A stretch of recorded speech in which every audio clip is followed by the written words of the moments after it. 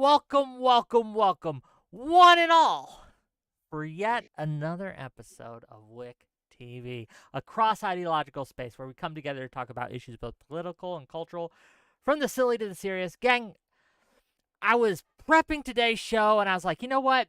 There's no real news going on in the political world. Nothing's really happening. So we might as well talk about D&D today, okay? Right? I think that was a good decision, right? I have no regrets. We're going to be talking about Dungeons and Dragons and tabletop role-playing games in general, right? And today we're going to be discussing the differences between sandbox and narrative gameplay. What is that? Which is better for the table? Which makes for a more interesting, engaging, and fun experience for the players? What's easier for the DM?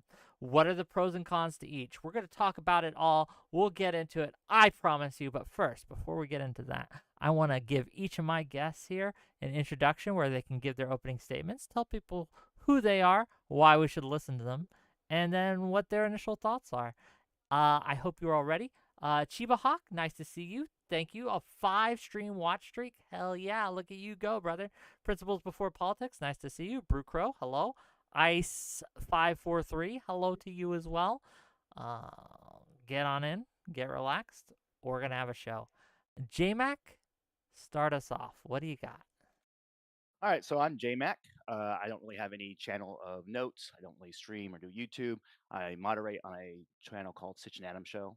They do a podcast, typically political and cultural. So check them out. But just get right to it. When discussing what is the best structure to conduct a pen and paper RPG, D&D or Pathfinder or whatever, I think that a lot of what we're going to be going into today is kind of going to be most of the subjective and unquantifiable. And I kind of want to get through that and focus in on the details and the generalities. I think that we can have a more constructive conversation by doing that and achieving that. I think a lot of people are going to probably try to focus on those anecdotes to what works best for them or their tables or tables they played with. But I kind of want to get past that and really focus on the hobby as a whole and for the general player or the newer player. That's going to be my focus today. Okay, let's get into it. Thank you for being here. Really appreciate you. We'll see how it goes. And thank you for the sub, Wolf of Mandalore. 5 months? Paying me for 5 months? That's how it's done. Let's give it up for brand new guest, first time, so be gentle. Gelatinous Rube, what do you have for us? Go ahead. Hey, my name is James Streisand. You might know me online as Asher Creativity or on my YouTube channel, Gelatinous Rube. I've been in the tabletop RPG publishing space for about 6 years now.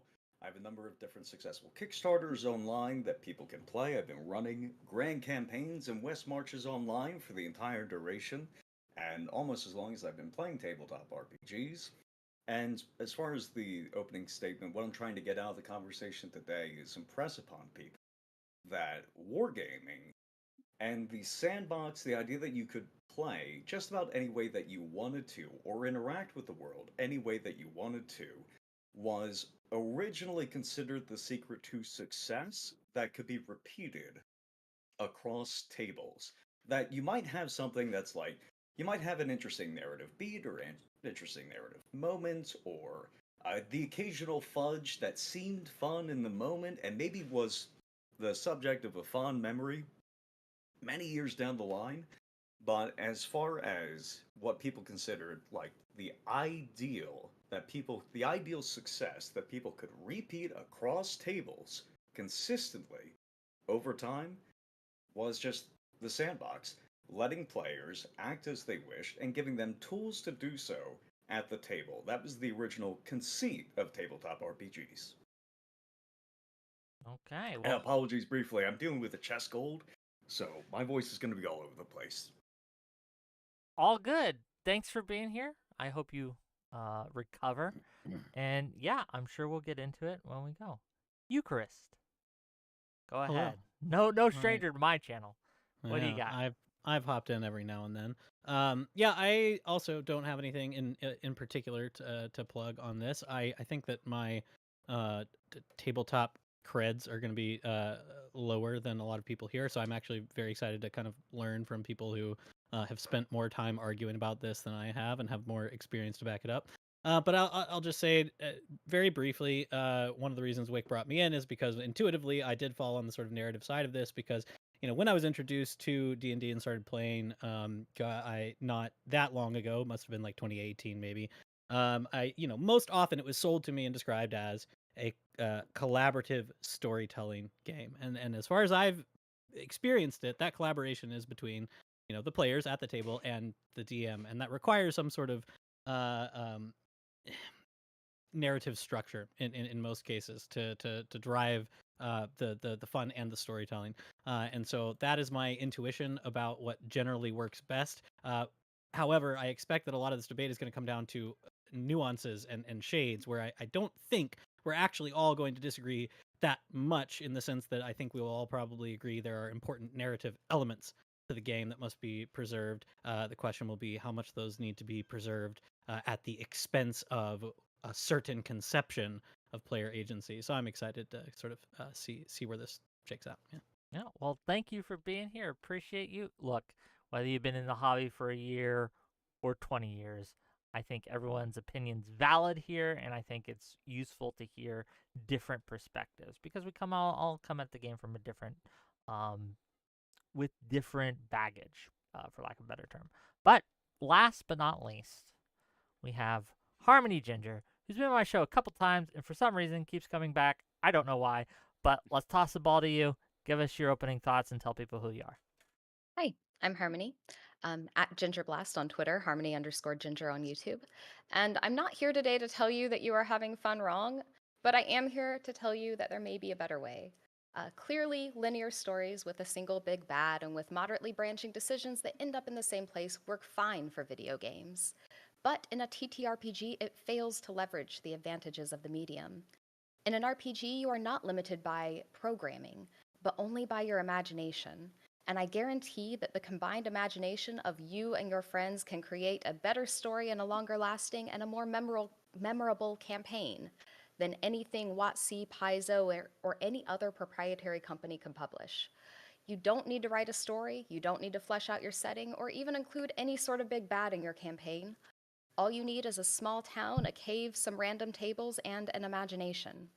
Your players will explore and discover things along with you. A story will emerge from the things that the players do, and the goals will emerge naturally from gameplay. This approach has multiple advantages, the foremost of which is that it cuts down on DM prep, staving off burnout, as well as allowing you to generate and personalize your campaign on the fly. And your campaign will grow and flourish, as you and the players can add your own villains, lore, and stories. Well, thank you for being here. Principles before politics. Thank you for the 20 gift subs on Twitch, I should say. I really appreciate that. But hold your horses, right? We got more takes coming. I think thank you for that. We're going to get into it, and I just want to open the floor by asking all of you, right? Is narrative even necessary? Well, I guess just to Harmony and to Rube here. Yeah, is narrative necessary, and why or why not? I don't think so. Well, okay, elaborate. Right. No. Yeah, I'm gonna agree with that. No. The story is what you tell your friends later about it. The story doesn't need to happen during the game. A story will emerge from emergent gameplay. Like, your players will do things, they will explore. Random tables exist for a reason. You roll things, your players will find things, and it could be anything. It could be 1d4 wolves, yes, but those wolves might be hunting your players, or they might be injured, or there might be a whole pack of wolves, or there might be werewolves. Any sort of variations on what you roll can produce a story as you go. You do not need a narrative. Your players will bring that in for you. And I'm going to elaborate from a slightly different sure, angle. but before that, Okay. right? Just a question for the 20 gift subs. Like, he paid me like $100, so I might as well. Oh, wow. Right? How many of the GMs on the panel are paid GMs and have a disclosure that they're failing to disclose? When you say paid, you mean like as like a profession, or have you been paid to GM? Because Paid I to think those are GM. two different. I'm assuming. I've been paid to GM before. I've Really? been paid to Only GM. once. I've been paid to GM, I've also Yes. been paid to GM. For- I've not. and not in D&D. Only Maybe I only should be for- soliciting donations from my friends. Man. Tell I me, have- man. Okay, okay, but anyway, I didn't mean to interrupt you, James. Yes. Go ahead. No, you're fine. Yeah. Dude. Super chats are super chats. Okay, so a slightly different elaboration on this is that narrative is a set of cognitive loops that just make us feel good because they activate our pattern recognition. There's like a sense of an act 1, act 2, act 3. And those loops are activated naturally across the course of sandbox play. The better, more so, the better the game is, right? The better the procedures are. So if somebody is starting from the idea that they have to set a narrative in play, it's usually not because they're trying to repeat those cognitive loops.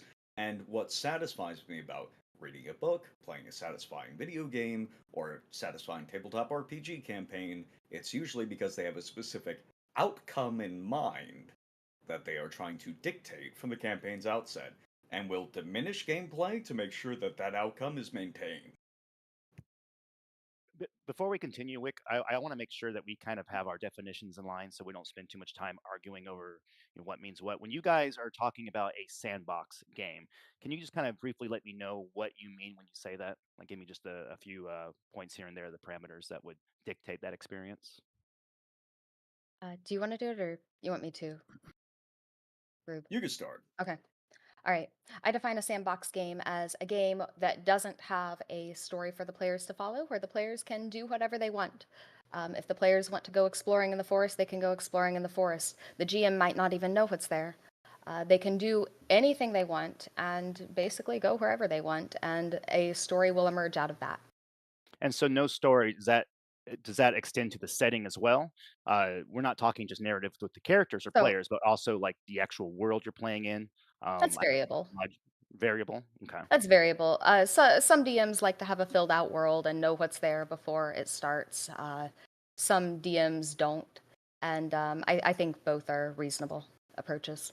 Can I ask why you would think that randomness or unpredictability, even on the part of the GM or the DM, is a virtue in itself to sort of strive for? Yes. Like, why would it be better to strive for sort of unpredictability and randomness as opposed to something structured and known? Right. So I think that a lot of people have a video game mindset where you think of random as procedural generation that doesn't make sense. Like a random dungeon in a video game isn't going to make sense. You're going to have skeletons over there, you're going to have a gelatinous cube over there, and it's not going to necessarily come together to create a structure. However, in tabletop RPGs, you will see that this is different because the human mind is capable of bringing together connections where maybe there aren't any. The human mind is capable of creating stories out of that. And that doesn't happen in video games, but it happens in TTRPGs. And it's a virtue that you never see unless you're playing a tabletop RPG. And that is where the emergent story comes from. So, a related question to both of you on the sandbox side. I recognizing your caveat that you're not here to tell people they're having fun wrong, just that there might be a better way to do it. Do you generally grate against or recommend against people playing campaigns within sort of predefined modules, right? Like the longest campaign I did was a Curse of Strahd campaign, for example, right? So is that something that you think, like, even a relatively sandboxy module like Curse of Strahd, that to you seem too forced, too narrative driven, too BBG kind of thing at the end?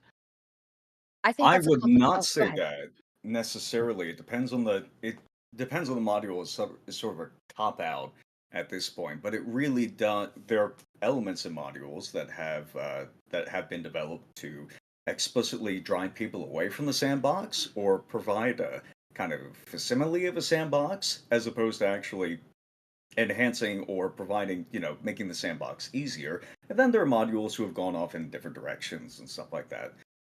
As far as to the degree that a module offloads even more procedural work for the DM in a sandbox campaign, I endorse it more. Right. So if Curse of Strahd outlines a vampire domain and all of the different factions and shops and NPCs that might be in that vampire's domain. Not identically to, but sort of equivalent to if DM had started rolling it up.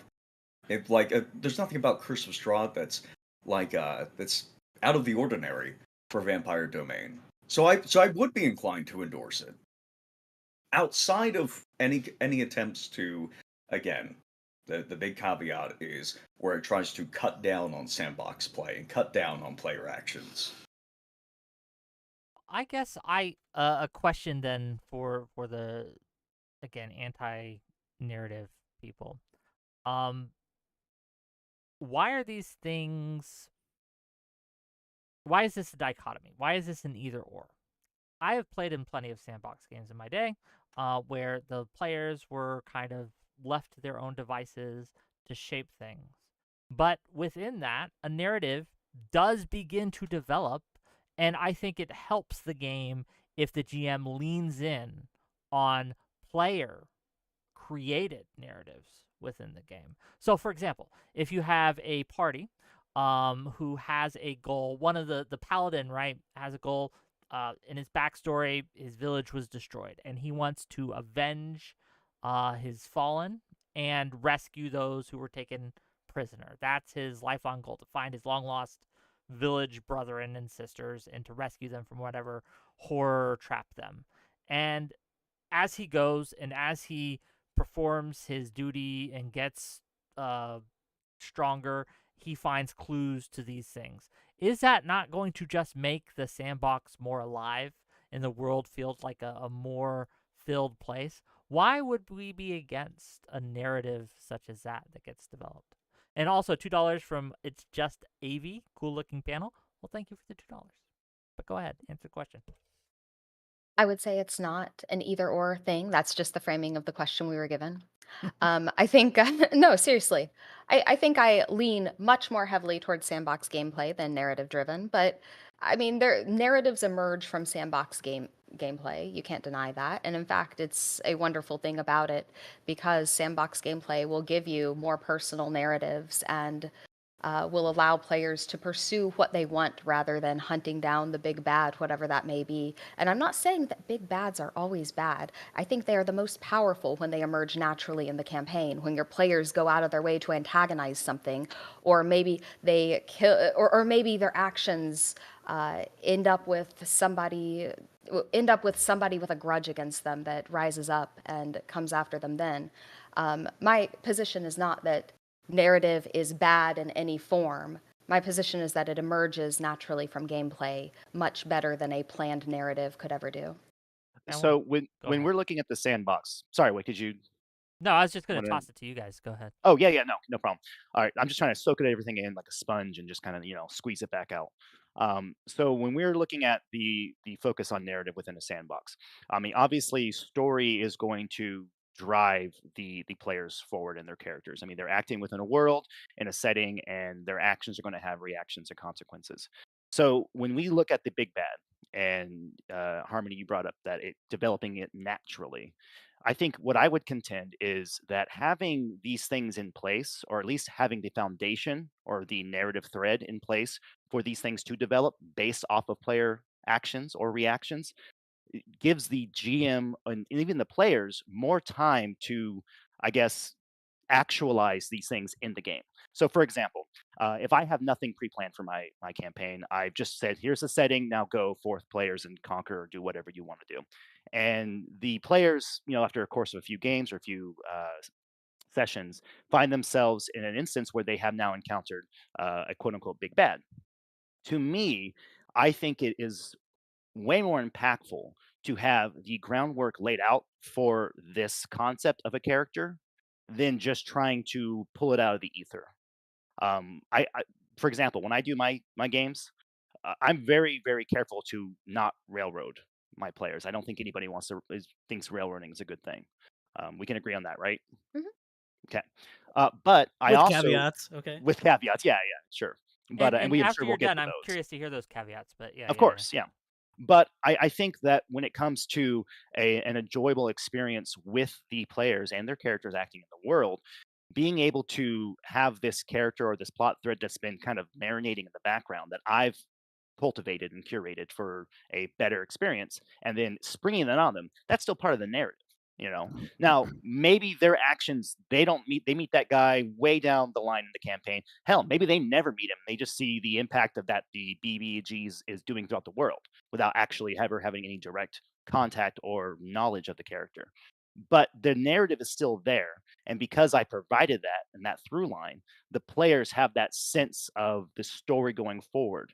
And I don't know how you achieve that without laying that foundation. How much prep does that take you? It depends. So if I'm going to think a lot of times when it comes to creating things like that in the narrative, there's a lot of kind of generalities I'll play from. So, I might have a few factions already established in the world. And naturally, we think of how factions vie for power, what are their goals. And I think you can, especially as a GM, you can kind of gauge the trajectory of these factions just based on the natural course of the world. Then you take in consideration the actions your players do too. If there's a bandit guild that's acting in the shadows, and the players start helping the peasants, and they are going through the motions of a quest to say, hey, these guys are having their cattle stolen or whatever, and they're like, well, this mystery, let's get involved.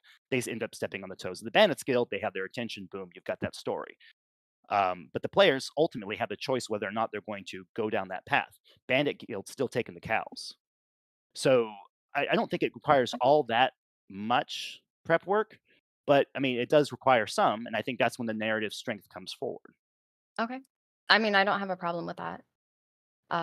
You can do that if you want. I think it's best to let the story and bad guys emerge naturally. But I mean, if you can make that work, go ahead and make that work. The only thing I would say about that is that the danger in prepping certain storylines and bad guys is that your players don't engage with them and you lose that prep work, which might not be a big deal to you, but it might be a big deal to your players. Um, your players may very well want to engage with what you've prepped and take that into account when deciding their actions. I've had in a sandbox before players say, I really want to go to this cave, but I don't know if you prepped it. Did you prep it? But the answer is, and this sounds so counterintuitive to what you'd expect, but if you don't really bother prepping any of this stuff, you can't railroad them. You just be like, yeah, you can go there, and then you just roll it on the fly. It's not that hard. Mm. Okay, $5 from Alchemic Raker to say the prep for any emergent big bad is already done by utilizing tropes and by reading old pulp fantasy novels to seed DM's creativity. Thank you He's absolutely for the right. $5. Alchemic Raker. He's never wrong. I'll jump in here. I don't know if that's true.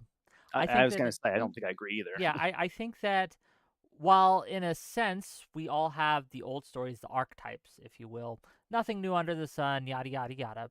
That aside, one of the things that some people enjoy in life is novelty.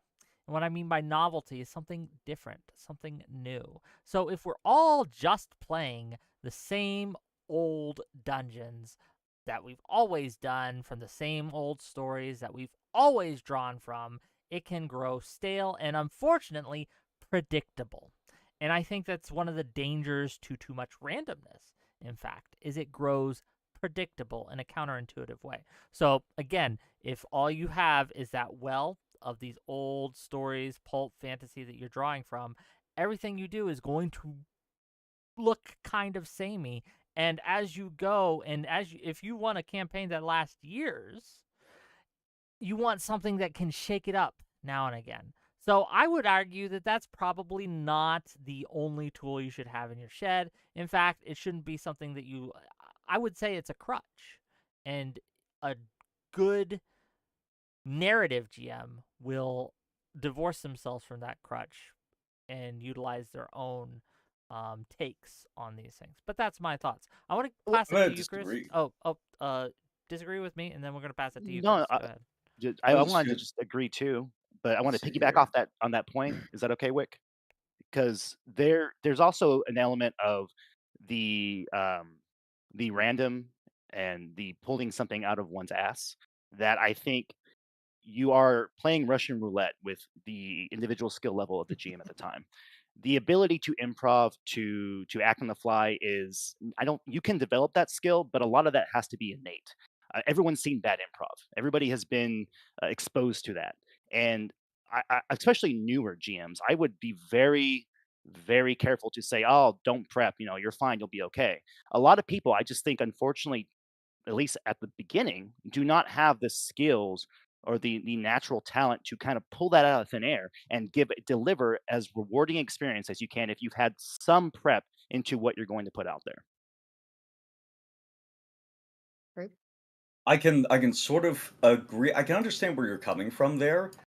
The issue with this analogy about, like, you might be using a crutch if you're using too much randomness in your campaign, is that crutches exist for cripples.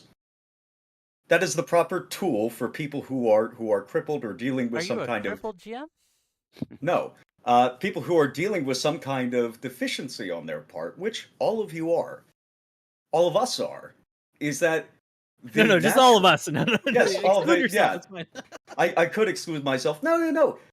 Your favorite tropes, your favorite monsters, and narratives or dungeons that you are partial to, that range is significantly thinner than the range provided to you by the procedures, for instance, in the AD&D Dungeon Master's Guide.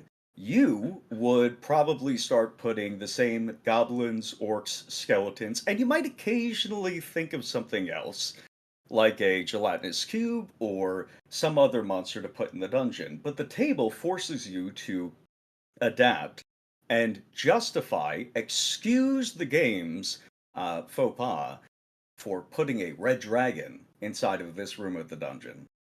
And this is a space of improvisation that that is identical to that of the players, and is dumb, I think, for us to expect the GM to uh, sort of calcify or stay calcified in their range of gameplay experiences, even by choice, as opposed to just making use of the tables. Because here's the thing, yes, people can have bad improv, but really the primary focus isn't really how the GM can justify these different encounters. That's a bonus. The game is better when they can do it well. But of critical importance to the game is that I'm getting 6 encounters in the day, and they are different monsters as opposed to the same encounter over and over and over again. And I see, instead of 6 goblins, 6 skeletons, red dragon, gelatinous cube, Baylor, uh, instead see my buddy Jim behind the table trying to over design 3 encounters in a given night and trying to make them make sense. That's worse gaming. I can tolerate bad improv. I can't tolerate not having enough encounters in a given night. Go ahead, Ukerist. You're person that seems. Yeah.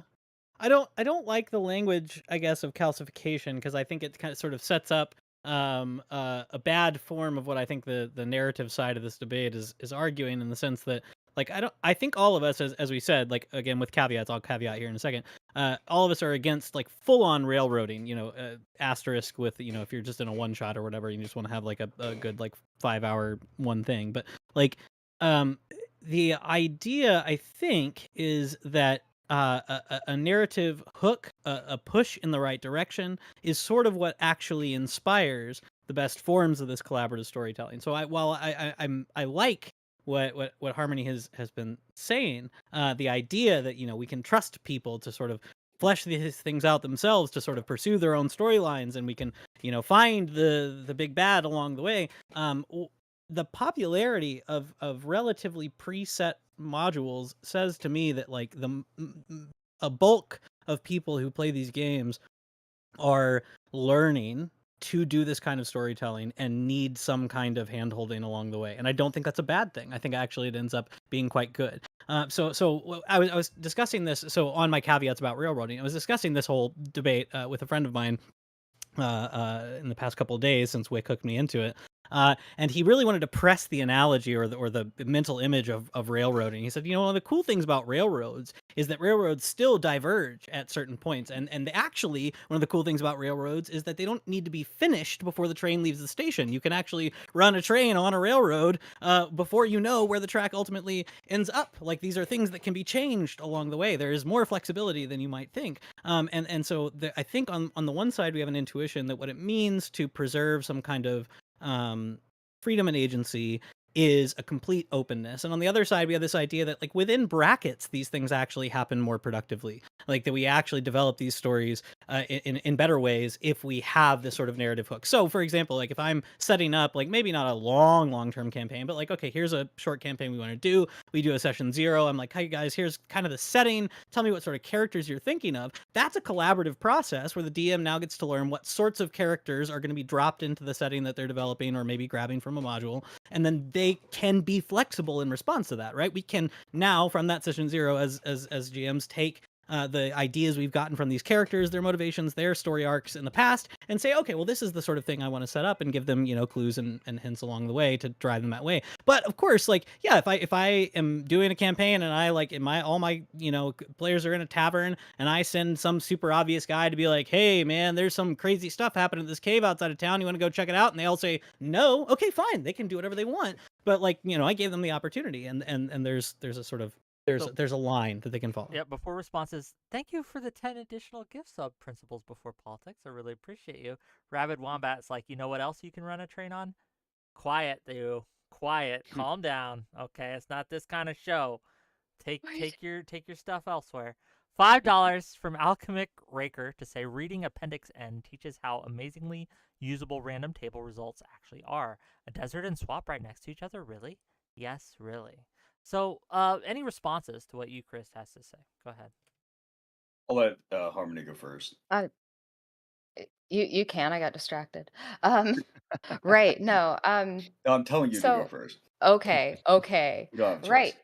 So I think there is some merit to some of the things you said here. I would say that the biggest problem with this is the amount of GM prep that goes into it. The amount of GM prep to run a railroad is actually more than running a sandbox. And I think for some people, that's fine. I think some people don't mind doing all the GM prep. However, the average campaign lasts about 6 sessions. And you know what the number one reason for a campaign dissolving is? Well, scheduling conflicts. But another reason is massive GM burnout. And you get GM burnout when the GM feels the need to prepare everything ahead of time. But when you roll it on the fly, that makes campaigns that last. It really does. And you know how I know this? Because I'm not going to bring in my personal experience. That's not fair. But Do it. No, anecdotes are great. Right. I have many campaigns that have lasted years that have been very, very random. And we have emergent storylines. I have players playing in the same world that do different things because they want to do different things. And I think it's perfectly fine, like you were saying, to have somebody meet them in a tavern and say, hey, you might want to check out this cave. And I give you a lot of props for saying, if the players say no, whatever, they'll do something else. Yes. I couldn't agree with you more. They can do whatever they want. But I think the big problem with the big problem with railroads are twofold. One is the massive amount of GM prep required, and 2 is even if you don't intend to put your players on rails, if you are prepping that much, they know what you prepped for and what you didn't a lot of times, and your players will subconsciously want to stay on that railroad because they don't want to make your prep useless. No, but how would they know? That's just my question. A lot of times they just know, because a lot of times it's just how you're nudging, where you're nudging. I mean, it's where you're nudging them towards. No, if there they are drop very a quest specific hook, tells in yeah, because the tells resemble more rather than video games or rather than classic tabletop RPGs, they more resemble like books, basically, in terms Or a of story hook. hooks. and Yeah. Yeah, Yeah. no. If you Yeah. go into the tavern and you see a dark figure sitting by the corner, and his cloak is wrapped around him, and his hood has been thrown over his head, and a mask is drawn up to his nose, then you are signaling to the players that they should go talk to this person because you have called out this detail. Yeah, And and And that's you that's a notice a common tree that's at the yeah, yeah. and that's a common Dungeons and Dragons meme. Everyone sees like they point to the guy in a tavern. They go, "Well, I want to go talk to the barkeep," and Yeah. that's a real funny thing. I actually have something to contend with you, Harmony. You keep Mhm. saying you lose all the prep, Yeah. and my issue with that is I don't think you do. Okay. If you because Dungeons and Dragons or any tabletop setting is a living world. The setting is supposed to be reactive and proactive. Everything is happening, whether the players engage with it or not. So we go back to the cave example that Ukerist said. There's this cave. Something maybe kobolds have set up in a camp and they've been growing their population, and that's that kind of the quest there. Well, the players don't engage with that. What happens, right? Well, the kobolds start to increase their population. Nobody ever handles it. Maybe the guard gets involved. Players are 3 villages over. All of a sudden, they hear that this village A got overrun by kobolds. So to me, to say that that stuff is lost, I mean, again, to Oh. Oh speak to no, you anecdotes oh No, so you're bringing that's up some amazing. I love that. yeah. Timekeeping, Here's right? the thing is Okay. you're bringing up a kind of the kind of prep.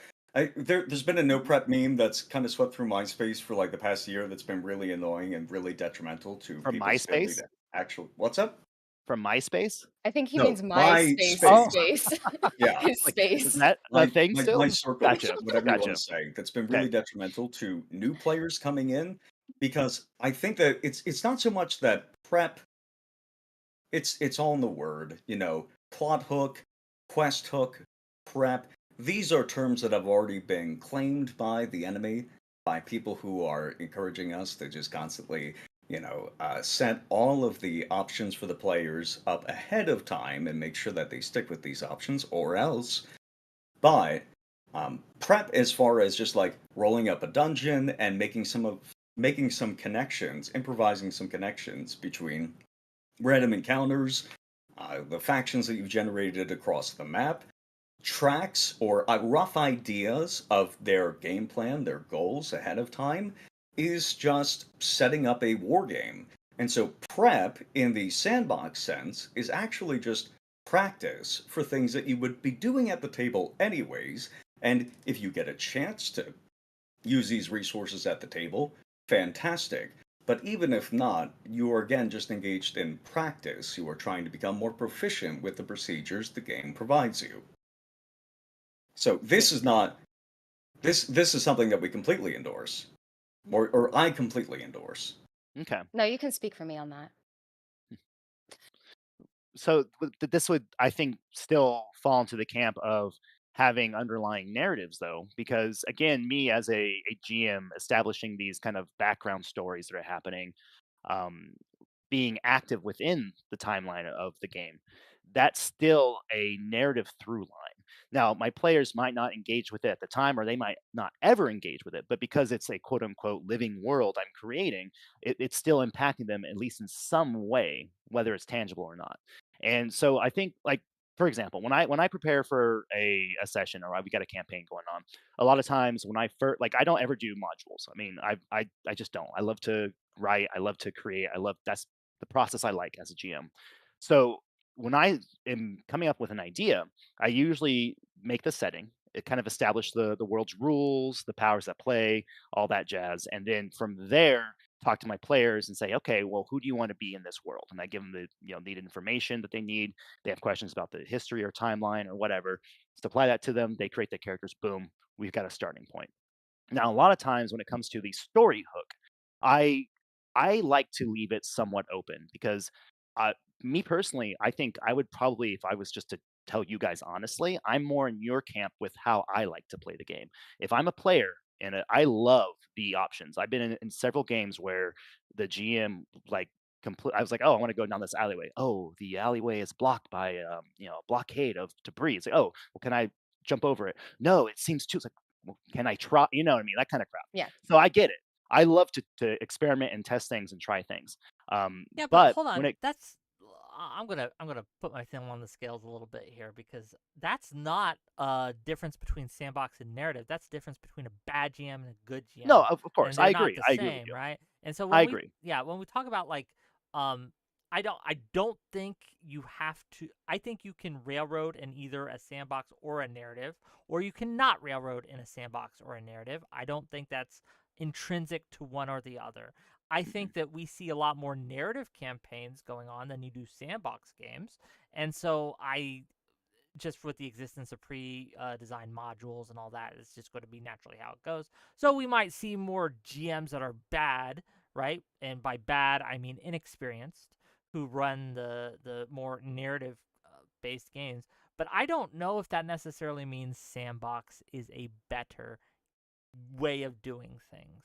No, I think, agree, because yeah, I was go actually ahead. gonna jump on to the second point of having a Oh, bad please go ahead. sandbox Go ahead. experience.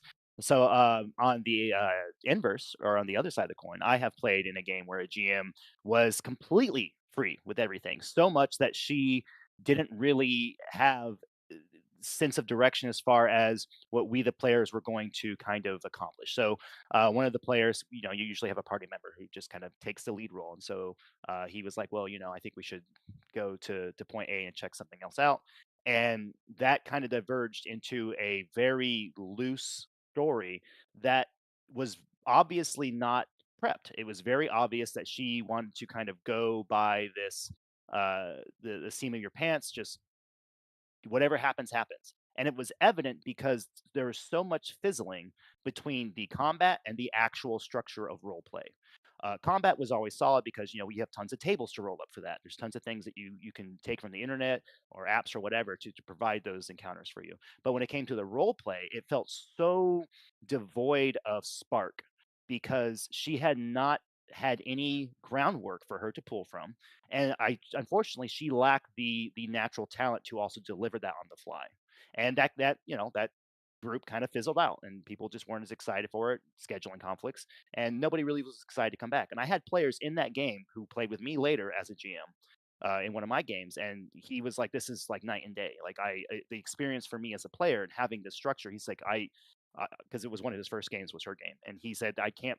I thought Dungeons and Dragons was going to be like this kind of loosey goosey whatever, and I didn't know we can have this kind of format and structure." And for him as a player, it really got him excited and pushed him into the world I was creating. So I don't know if this is actually a helpful analogy or not, but it's something that is on my brain because I read the book recently and watched a movie recently. There's a movie that came out recently called The Boys in the Boat. And the book is really good. Everybody should read it. But I learned more about crew rowing than I ever did before because you look at I didn't do crew rowing. Okay, I wasn't that kind of person. But in this book, they were talking about how when you have a crew of rowers in a boat, you have a coxswain who's calling out the rhythm, and then you have everybody rowing, and you're supposed to be rowing in time. But then sometimes you get into this thing that they call swing, which is everybody is actually like just nailing it. You just have perfect rhythm together, and you've hit it, and everybody can kind of feel it. It's just like this ethereal out of body experience. And I think that kind of thing, what that kind of like swing, is sort of what Harmony is describing with the kind of campaign she's envisioning, with the kind of players and DM or GM who are able to play off of each other in these really excellent ways. And I would love that. I would love that if the people I play with were like that. But I don't know what sort of tables you guys are playing at. Okay, but the people that I play with are not necessarily the best at exploring these sort of like collaborative storytelling things. Like they need a push a lot of the times. They're lost. They're confused. They're still looking up how their weapons work. Right? They haven't learned. Oh, I have spells 6 sessions in. Like these are the people that I play with. So I love the idea, and I'm not. Maybe again, this is like part of the conversation that's like shade, where it's like, yeah, as you as a GM and as your players develop in skill, you can strive toward this sort of more sandboxy thing. But I don't think that means that the narrative structure is bad. It seems to be the way that most people get introduced to the game. You do a one shot, or you do a small campaign of like Mines of Phandelver or something. Oh man, I'm hooked now, right? Like I had a clear path. I was going for the mines, and I did the mines, and it was fun. And now I find a GM who gives us a little bit more leeway, and it feels a bit more fluid, and I learn things about it, right? And so of course, I think my goal is to get my table in that kind of swing where we can do fully free collaborative storytelling. But I think getting to that point requires rails and boundaries and training, just like any other skill or hobby. Yeah. The game outcomes that you're describing do not correlate with the terminology you're using to describe them. The game outcomes that you're describing are there was content for the players to push through, and it was not necessarily prep beforehand. In the case of modules, obviously, yes. So, but most importantly about this content, it was interactive. The players went into a space. It was presented in a fashion that showed them it was real, right? They could start pressing buttons and things would happen. And there were some indications that the players could, some default goals that the players could choose to make use of. That's just adventure. In a adventure game, in a sandbox campaign, in a grand campaign, in author branching narrative, even. But I'm not going to describe that as railroading necessarily. But would you describe that as narrative? It could be there's a few different there's a Venn diagram here with a few different circles, and Sure. you could maybe put that in narrative. I don't know if like going to a I guess- mine and clearing it out and taking the loot Yeah. and stopping a bad Sure. guy. I'm not going to call that narrative necessarily. So- That's just D&D. I'll let Harmony go, but then I want to kind of maybe challenge a few of those things. But go ahead, Harmony, and Mhm. then I'll give my take. Right. So I think that if we're defining anything that produces a story as narrative, then I think this entire debate is completely meaningless. We are clearly not speaking of factions having motivations as a narrative, or bad guys doing their own thing while the players are somewhere else as a narrative. Um, what at least I mean is a story structure where the end is going to be a face off against this bad guy, and the players are here and they have to get here, and maybe they branch out and do other things, but they're eventually going to end up in the same place. And I think that defining narrative as like anything that produces a story, I don't think this debate has meaning anymore. Sure, if that's but- what we're defining it Wait, as. just to be clear, I and- don't. That wasn't. Sorry. Oh, sorry. I didn't mean to cut you off. I don't believe you did that actually. But I that was in response to JayMac. But I will say I am, and I mean this with the utmost respect, Ukerist. I am perplexed by the argument of my players aren't good enough for Sandbox. That I didn't expect to run into that one, and I will say that I have wonderful players, so I might be spoiled. Every player of my game is actually really great. But I mean, players adapt to this stuff, and I think it's probably doing them a disservice to say that they are not, to say that they will not adapt to this without letting them adapt to that. Without trying it. I think it does them a disservice. I don't know your players. Maybe they are really bad. I don't know. I hope But, some of them I are listening. and hope- they feel properly insulted. Okay. I Most of them hope- are very Your close spells. friends, and I want them to know they suck I at this didn't- game. Look, I didn't insult your players. You did. No, I know. No. My point, I think, is that Mhm. like any other like hobby or practice or skill, I think getting maximal reward for effort put in out of D&D does require some like build up, right? So I'm not confident that the kind of person who still 6 sessions in isn't sure that they have spells and how they work is the kind of person who is going to do the sort of thing you're describing, which is like, oh yes, my character has his or her their own motivations, and I'm going to chase those down and create a story out of this when I'm still sort of fumbling with the mechanics, right? And so I think what more railroady sorts of things, and I think you're right? Like not everything that produces narrative is railroading. I wouldn't want to say that, but even things like as railroady as I've experienced, like I've DM'd a lot of like mini campaigns or one shots out of like the Candlekeep Mysteries book, right? Which are as railroady as anything I've ever experienced, right? It is just like, here's a path. Like there's literally one where there's like a magic tree that yells at you if you walk off the path. Like it can't get more railroady than that. But I've had fun with players who have are relatively new, who are experiencing something very cool about the story that's being told in this chapter of the Candlekeep Mysteries. And if they wanted to take that and then turn it into something bigger, we step out of the storybook and we go back into the world and we go take what we've learned and go on a bigger campaign, they could do that now that they've learned something. But prior to that, I don't know that I could just throw them in a sandbox and expect them to do anything other than what a toddler would do in a sandbox, which is just eat the sand and throw it at people. Yeah, and I also don't think it's fair to look at the framing that your players are bad, they suck. I think when we're speaking of generalities, it's okay to acknowledge the fact that there is a large portion of people that do not have the same imaginative ability to create story. I mean, there's a Or reason why, desire to. or And that's desire to, a thing. exactly, yeah. There's some Well, people there's a who, reason why yeah. most people don't GM. Most people want to be a player.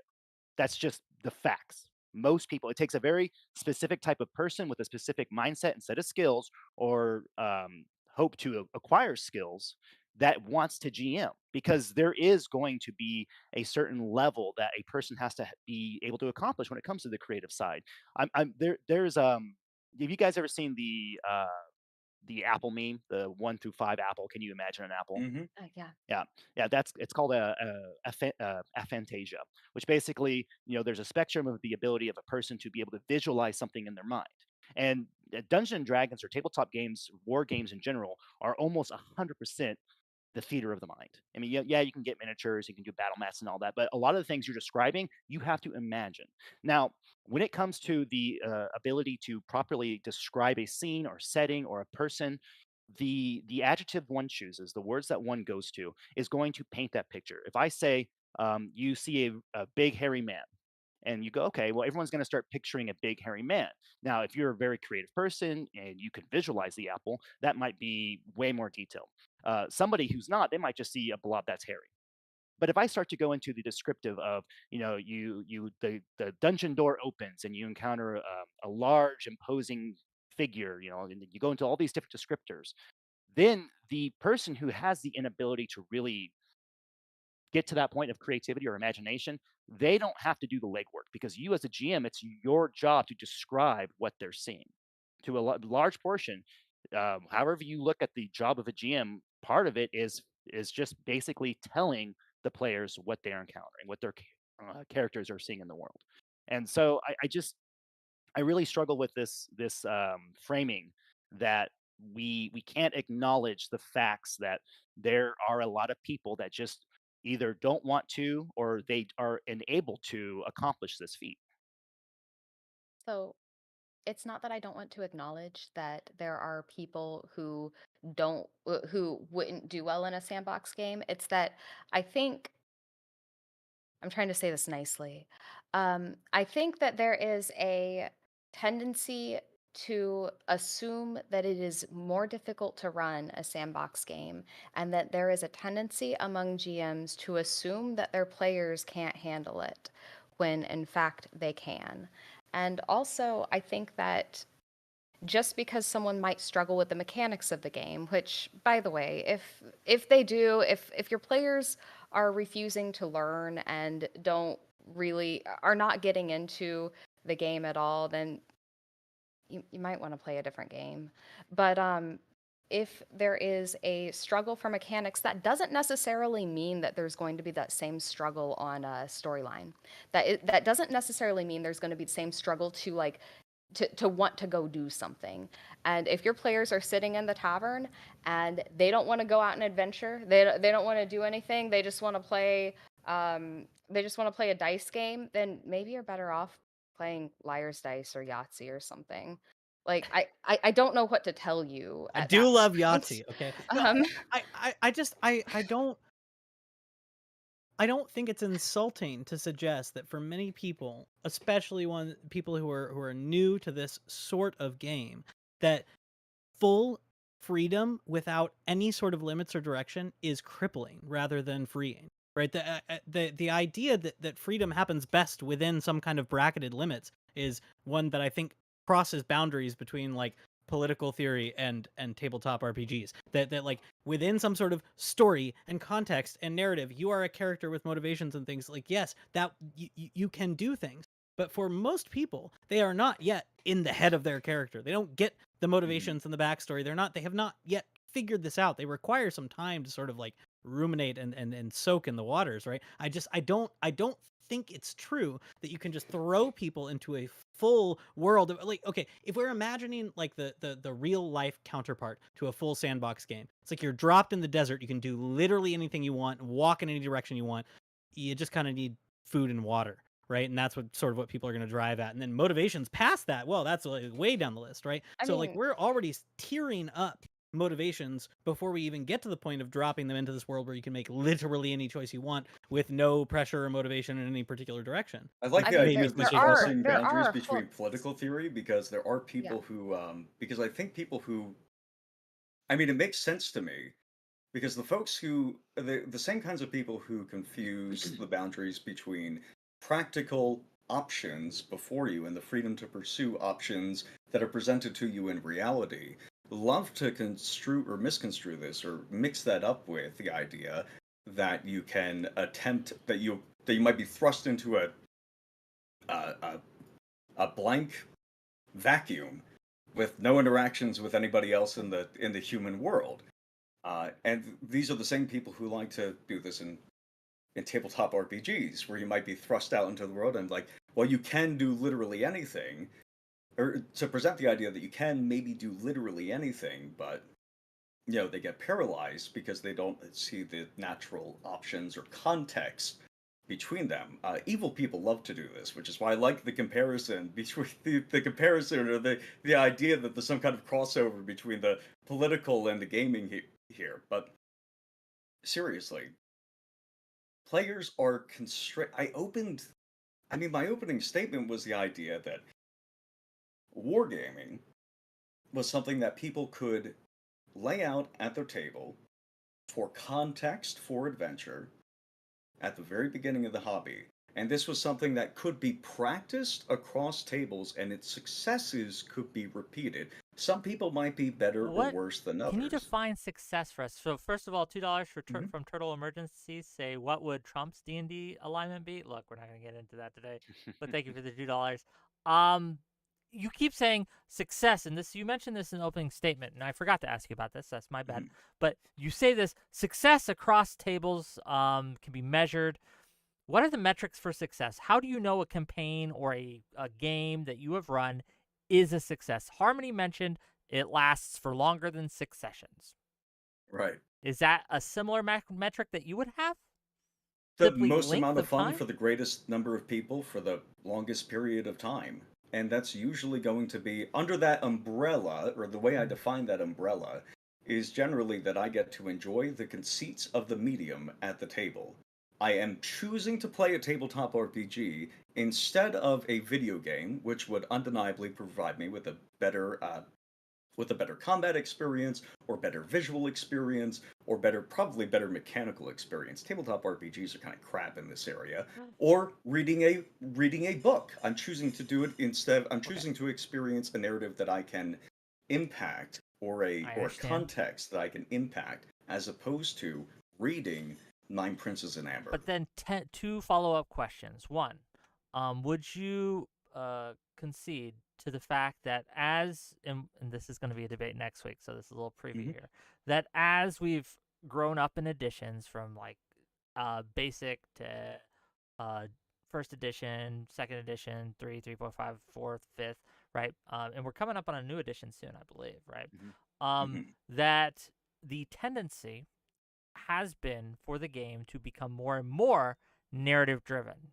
Would you concede to that? At least from the story No. perspective. You would not. That you No. would think that a 5th edition group is just as likely to do a sandbox game as a narrative game as Not the group. You mentioned the a edition. basic. So I'm Yes. thinking in my head the rules of that edition. No, I'm talking about the editions themselves. The editions that again has been Yeah. produced lean on, you could That's what I say, mean the by the aesthetics rules, like around them. 5th edition versus, yeah. Yeah, 5th edition. 5th edition is more likely, a group running a 5th edition game is more likely to be running a narrative game than a sandbox game. Would you just concede to that? I would concede that they are more likely to be running a Yes. narrative game than a Yes. sandbox game. Yeah. Given that, and given your metrics for success being that more people are choosing to spend longer time playing, we can look at the numbers of who was playing D&D back in 1st and 2nd edition and Mhm. how many there were, and then how many there are playing now in 5th edition, and one number is astronomically more than the other. And so even by your metrics of success, it No. seems That's not in what he means at general, all. why No. not? So That's a first, gross let's start misinterpretation. here. How so? Let's start with the Explain. numbers. Yes. It's mostly scaled with population. The numbers up until a few years ago, those numbers have mostly just scaled up with population of the United States and people who are playing games at all. Right? The explosion of the internet provides people with more access to gaming writ large. So if we're going to compare those, I don't know, it mostly just scales up in the same way that video games and movies do. However, if we're going by more people are not enjoying it for longer periods of time in 5th edition. It is 5th edition campaigns that last for 6 to 7 sessions on average. That is not a marker of success. Do we have stats on the other editions? Do we have stats on the other Sure. editions? How long does No. the average 2nd edition campaign last? I don't think that we do.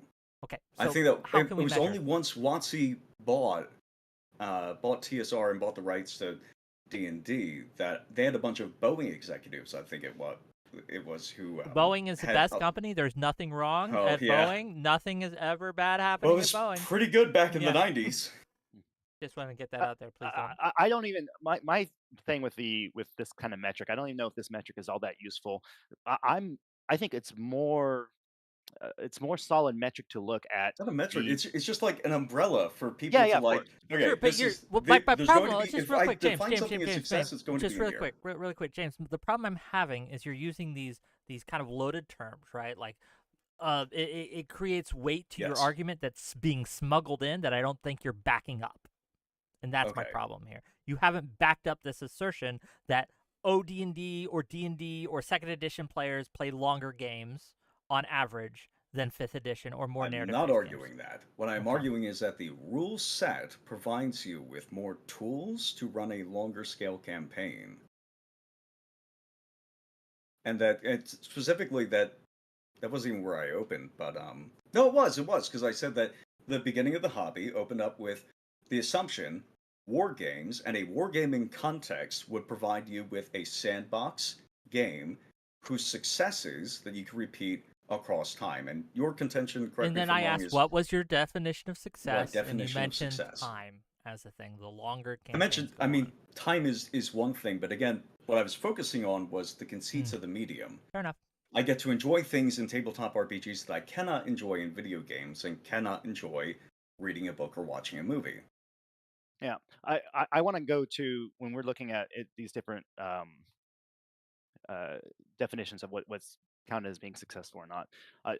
None of that really is of much interest to me because when it comes down to when we are just kind of looking at the scale of one tact versus the other, my issue, or at least I would ask our detractors, would you concede that there is a higher probability of success with order than chaos? Is that something I can posit to you and No. have you respond? And then can you then kind of extrapolate why? In a video game, yes, but this isn't a video game. And I can answer the question as to why.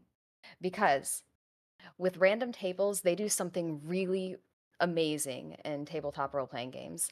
If I ask you right now to create a random encounter for me, can you do it? Right now, just on the fly, create an encounter. 3 kobolds. It's hard, right? I put you on the spot. it? It's hard. 3 No. kobolds is what you got. But what if I ask you Not to hard. to create an encounter with a slod, a tree, and an umbrella? Can you do that? Because I bet you can.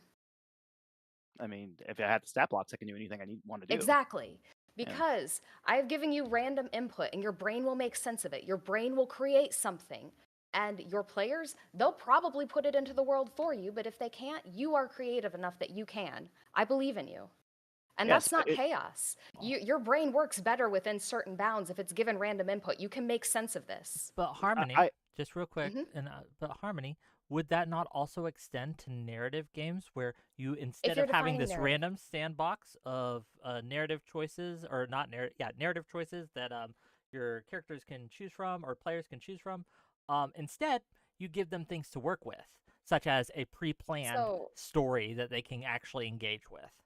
I feel that you are kind of thinking of sandboxes here as, and I think that Ukerist was doing this as well, thinking of sandboxes as I put you in the world, I don't tell you what's in the world, you can do anything you want, what do you guys want to do? That's not true. There's lots of stuff for you to interact with. If you go explore, you will find something. I'm sure there will be people at the tavern or whatever that have problems that need to be solved. There are lots of things they can do. But you're saying, is this narrative? I mean, sure, if you define any story that comes out of this game as a narrative, that's not then what I'm doing. sure, call me a But you story said That's not what I'm gamer. doing. That's not what I'm but doing. you said come out of it. I think that's Mhm. the major contention here. Is there's two types of approach that we can take here. I think Harmony, and let me know if I'm Yeah. off base here, but you are focusing on the story that kind of develops from the player's choices and you as the GM kind of being the I don't want to say arbiter, but kind of the center of the systems that kind of converge, right? Like you have the tables, right? You're the one who has the tools that you're going to be utilizing so the players and their choices actually have an outcome, right? The Like term they is go. referee. Yeah, thank you. Yeah, referee. That's the word I was looking for. But I think that when I think of narrative, and I want to make sure this is crystal clear, so we actually have something to argue, is I think of the pre-existing story that I've established. I think of all the things I have already laid down as the foundation for whatever world my players are interacting with. Um, think of it to me as like a player backstory, right? When you say, well, player makes your backstory. Everybody has a different variation of this. Sometimes it's like 4 sentences. Then you have people who write 6 pages, because that's just people have their own involvement with that character, and however much the time they want to put into it and enjoyment. So when that is done, when that groundwork is laid, that's narrative. The player has provided me, the GM, as what their character is and where they come from. Me as the GM, I have a narrative that I've provided for my players of the world they'll be interacting with, the stories that are going on. I just don't see how you can divorce a Would true it narrative from any system that you're going to be playing would have in. a it help response the for this. discussion? And I'll let you go, James. But would it help the discussion if instead of narrative versus sandbox, we did player centered versus world centered? So what I mean by that, right? So a player centered campaign would be something where the players drive most of the narrative, get the stories and things, whereas a world based campaign would be where you have a story prearranged where there is a something in the world, an antagonist that is going to do a thing or try to attempt to do a thing, and then the players respond to that. So would Yeah, that like a help? reactive. Don't think it helps. Don't think it Don't think helps. it I think helps? it, Fair enough. Yeah, I it would. Okay. changes the issue. You're changing one problem Fair for enough. another here, and it's a mostly identical problem, but you're changing the words around. Okay. The issue with JayMac's description thus far is that your narrative, under his definition, is just a container word, right? Because there's all of there you are presenting me with a lot of different elements of your campaign, some of which I can repeat from table to table, some of which I can't, some of which are, you could classify them as lore unique to your world, some of which you could classify as mechanics, not, provided by the game or provided by your world setting, whatever. Some of which are going to be loot, some of which are locations. The details of those locations, some of these are going to be gameable, some of these are not going to be gameable. And this is the issue with using narrative over something like Sandbox, is that it is a container word for people to sneak in, kind of smuggle their idealized endpoints under the under the guise of just having more content for players to engage with. Whereas Sandbox Wargaming clearly defines game elements that can be used across tables and will provide the same outcomes, hopefully enjoyable outcomes, across those tables. To give you an example, there's a difference between setting out let's say I set out a villain's backstory. I write out the backstory of Strahd von Zarevich, and I give him all these neat little details and this character arc, which he's going to maybe complete by the end of this module that the players are playing in. That's something that cannot be repeated from table to table. That relies on a skill that doesn't actually have to do with the game. However, if I set out the faction Strahd von Zarevich, which has this many ghouls, this many whites, is dealing with this many werewolf rebels, and has these lieutenants present in the campaign, and some basic relationships between them, right? The hag will betray Strahd if given this item or something of that sort. This is something that can be repeatedly tested across tables or even really whatever tool you want to use for testing. In tabletop RPGs, that's usually a playtest campaign.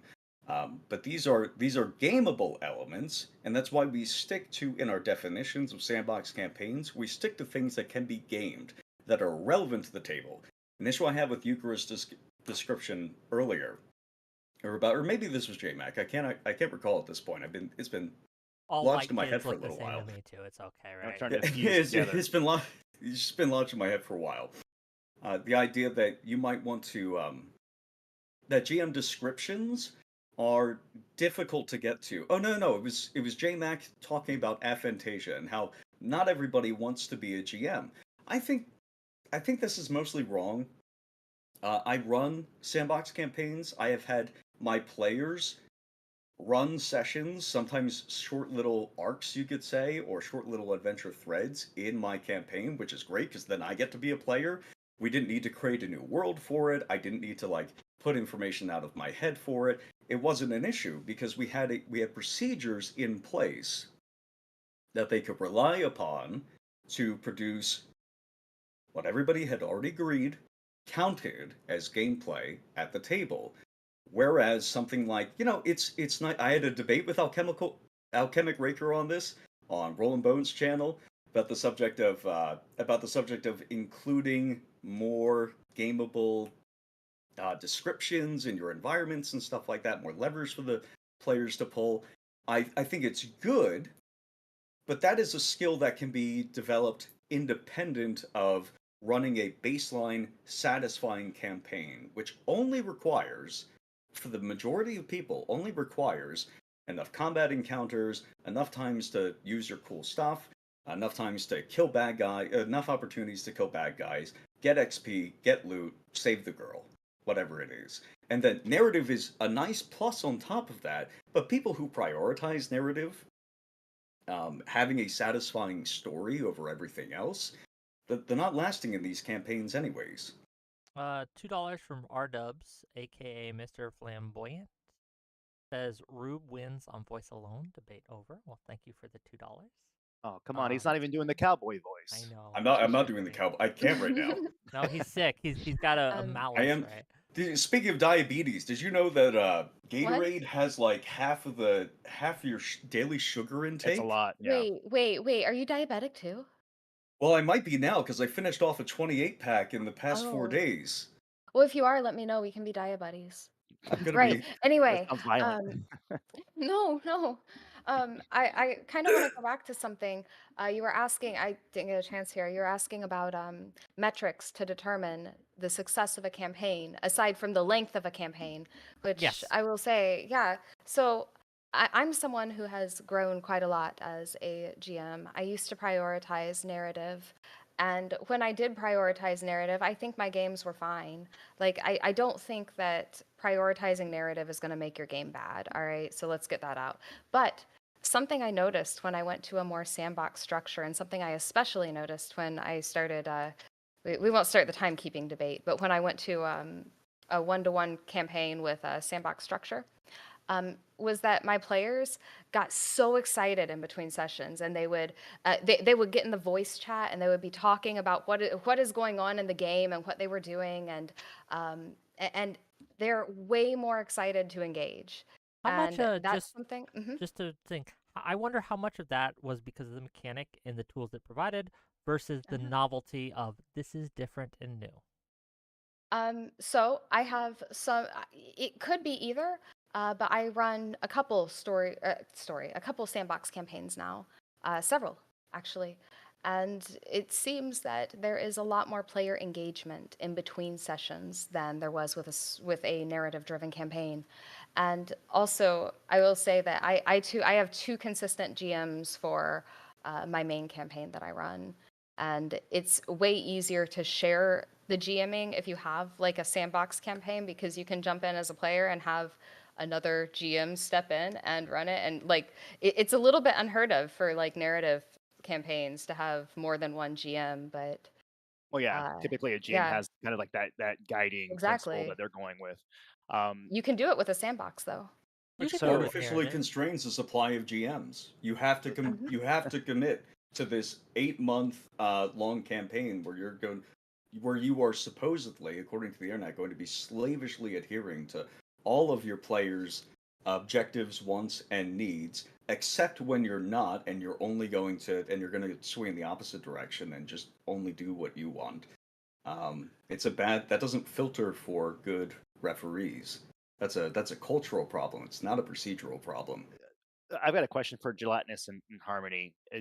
Had you guys in a sandbox setting, would you still provide your players on like your session one with an inciting incident, or is that counterintuitive or completely goes against the vibe that sandbox allows for?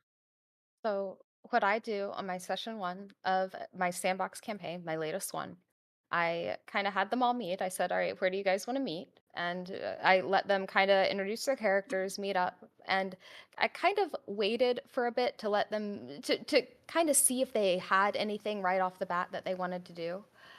When they didn't, I started when they were kind of unsure and floundering a little bit, and I felt the energy start to drop. I sent in a couple inciting incidents or quest leads for them to choose from, and then from there we started rolling some random encounters as they pursued those, and they went from that to whatever they wanted, and it worked very well. So basically, I kind of let them do what they want, and then if they start to be unsure, then I'll drop something. I have yes with like a big asterisk next to it because I think it's something specific. I don't know if this is I don't know how much of a Venn diagram overlap this is going to have with the term inciting incident, but well, you'll be able to tell me after I explain it. Um, Page 86 of the AD&D Dungeon Master's Guide describes a process by which a grand campaign, a sandbox, expands over time, starting with, your first session is supposed to include a town and dungeon.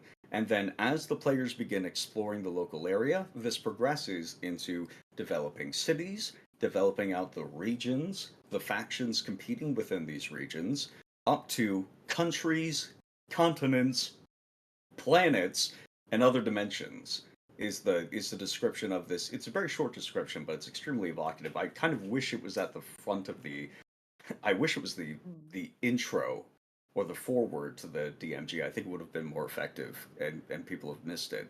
In all of my sandbox campaigns, I have opened with what I think is the boiled down structure of this opening to a sandbox, presenting people with the grand campaign, its advantages, and presenting them with a tutorial section.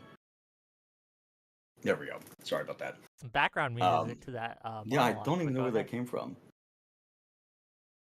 Usually, previously, that was a heist, right? People would crash. It was almost always an airship heist from my setting. One of the first big supplements I did was Airships of Brachus, which was like an airships thing.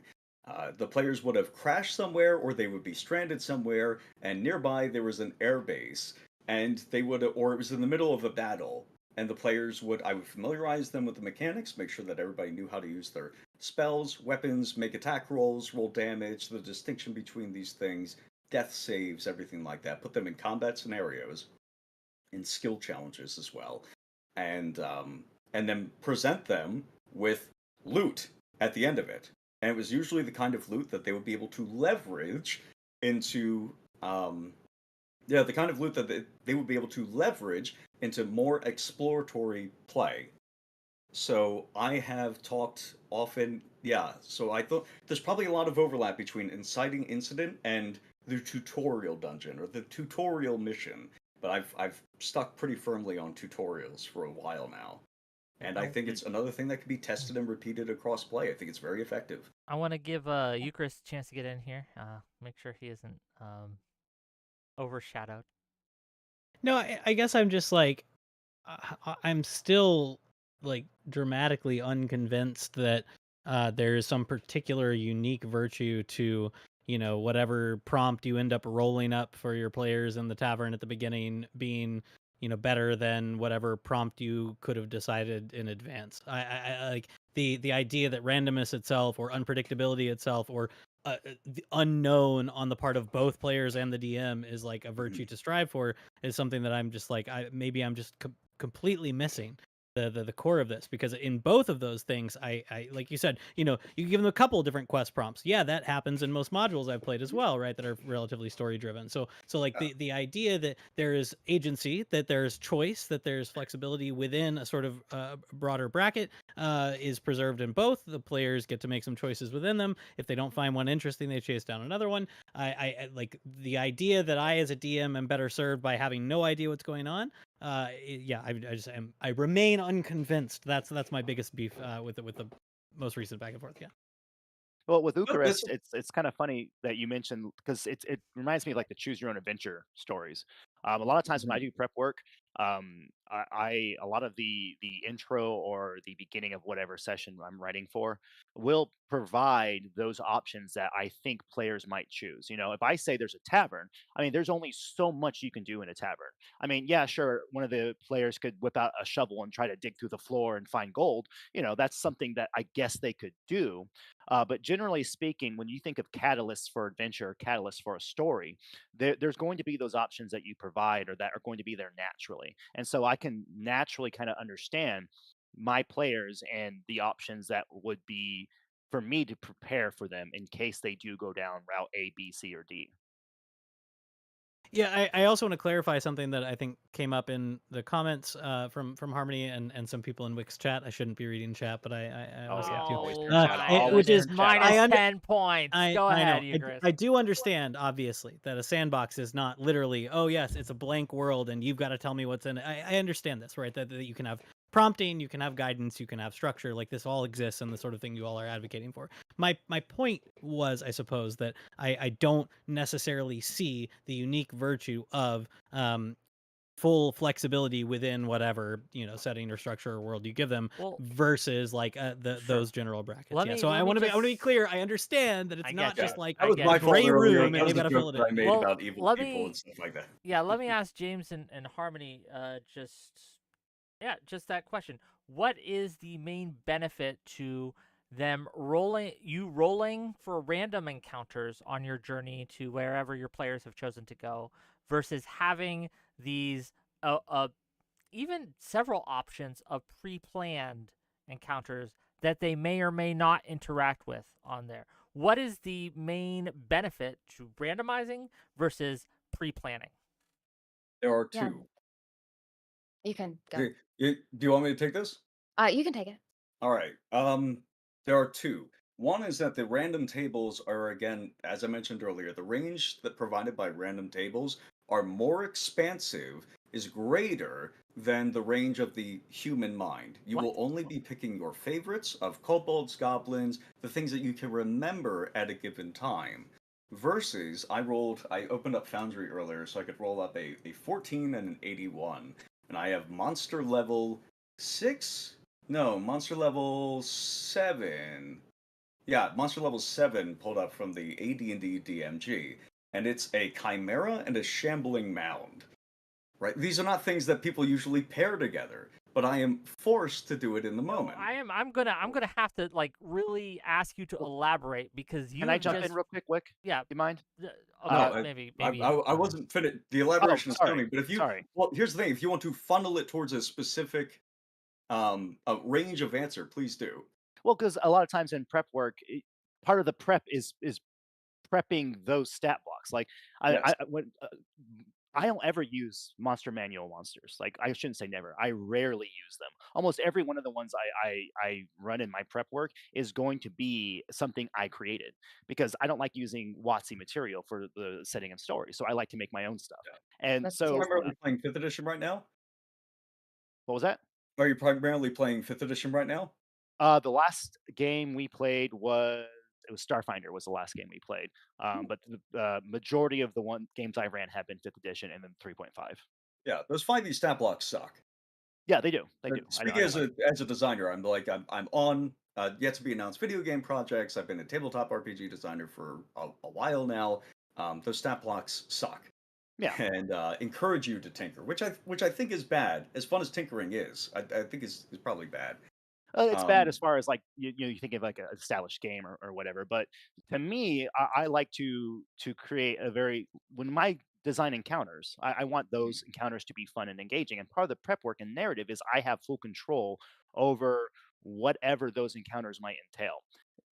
Especially if I have the time and the forethought to create several different ones. But I didn't mean to cut you off, Gelatinous. Go no, ahead. no, that's thank you for clarifying your objection because that can help clarify my explanation here. I have a Is different one, that but we'll get to it. Finish your pot, that and then is I'll respond. I think that's bad. And again, I think it's a smaller range of options that that you will be presenting to your players because you will be individually responsible for those encounters as opposed to what the game has provided you with, right? Like nobody when they're deciding weather for their campaign throws a tornado at their players because a tornado is extremely disruptive and has a high chance of fatalities and is otherwise going to be it can be disruptive in any number of other means.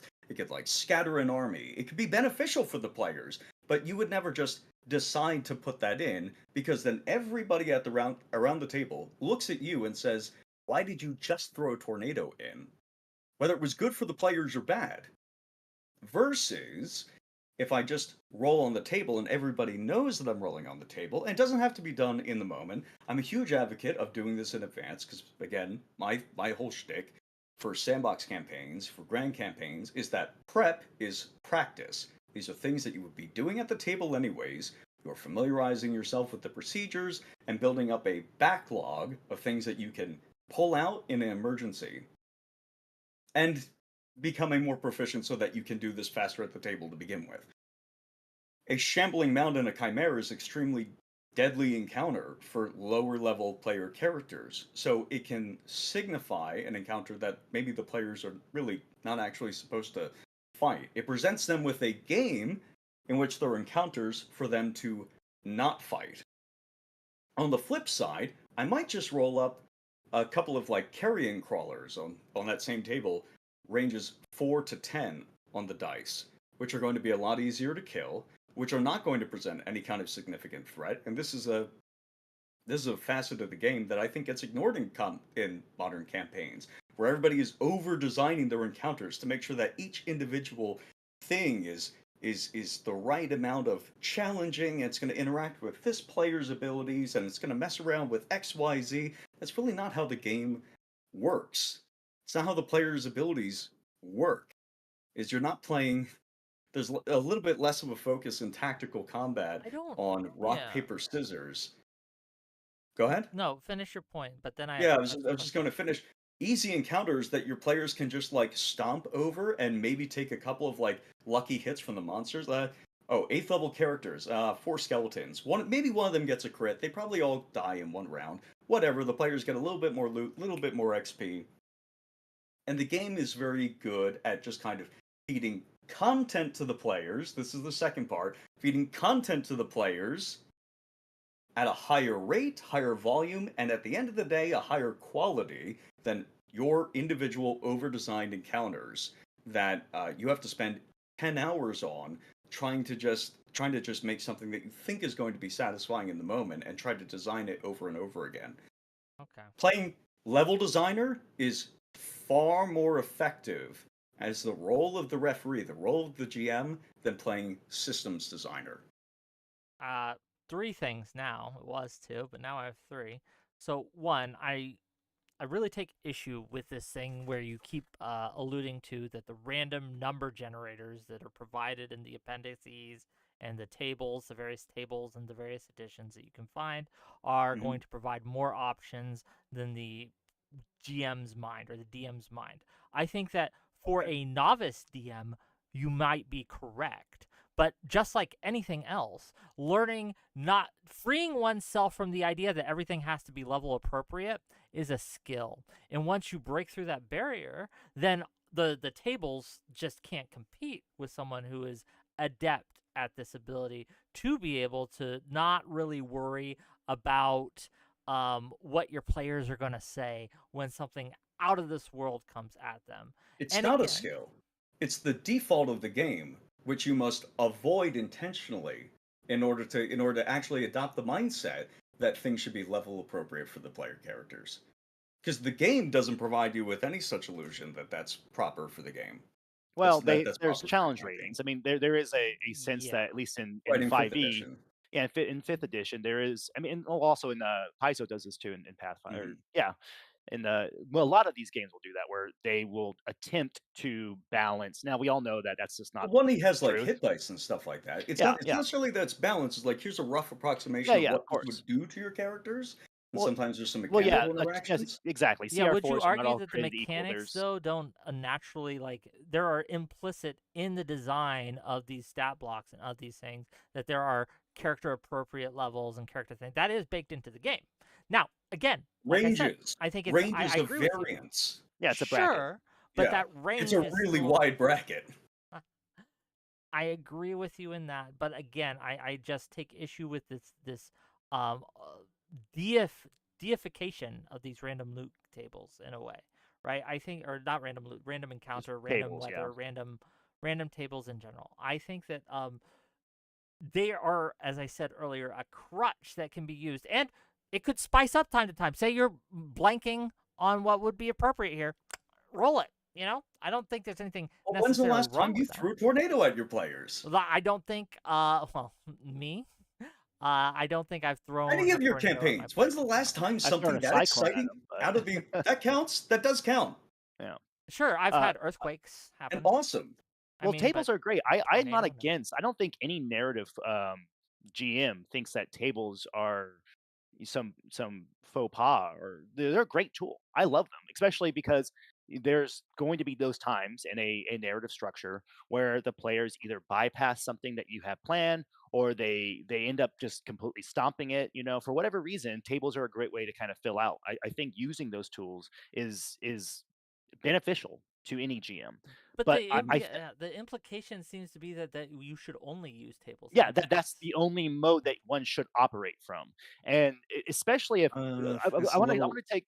it's a Well, little bit of an Jonathan, oversimplification, but sure, I can sure. object I to want it to take later. your. We talked a little bit earlier about the inciting incident, and you gave me the incident of the transport attack on the transport, which by the Mhm. way, I love that. I love having trouble.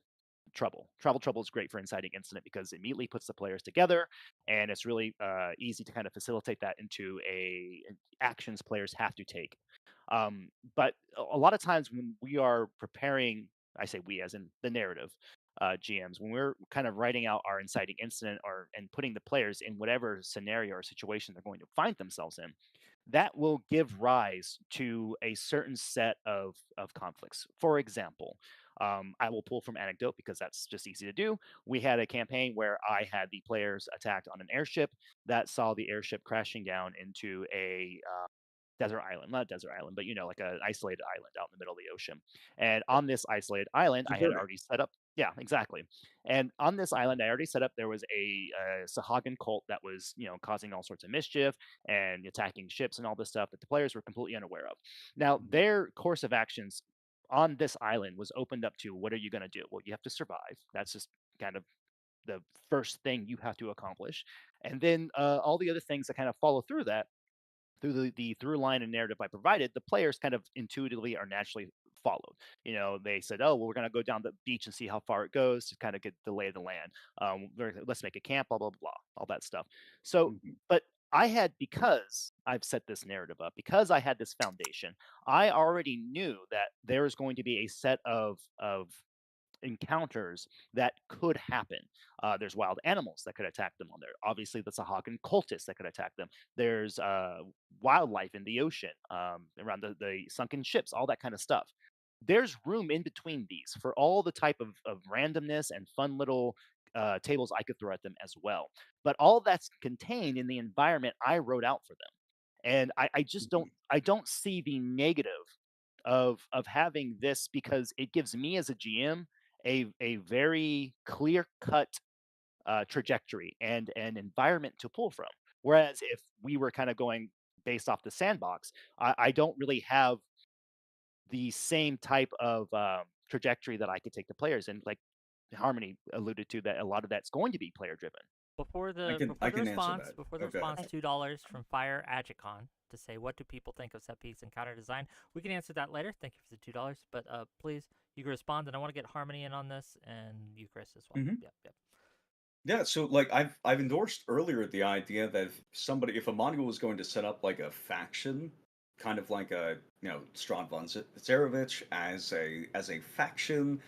Here's what could be in a vampire's domain. Here's what probably is in a vampire's domain. As if you had, again, not equivalent to, but similar to rolling on random tables, the kind of variants that you would get from these campaigns. Got this kind of like that you got this kind of variance and rich gameplay opportunity from this module or from this description of the Strahd von Zarevich faction. Awesome. That's fantastic. I'm totally fine with that. If I'm giving advice to somebody, whether it's a novice DM or not, I'm going to set a default. This isn't the same as only doing XYZ, but the default assumption should be rolling on the table. Because, okay, there's going to be a deserted island. What's on the deserted island? If I don't immediately have an answer to that, something doesn't jump out at me, I should roll at the table. I should roll at the table anyways, even if I think that I have something interesting in mind, just to kind of test myself, to prod myself, to see if I've been calcifying or not. Does the table give me anything unexpected? That's the ideal.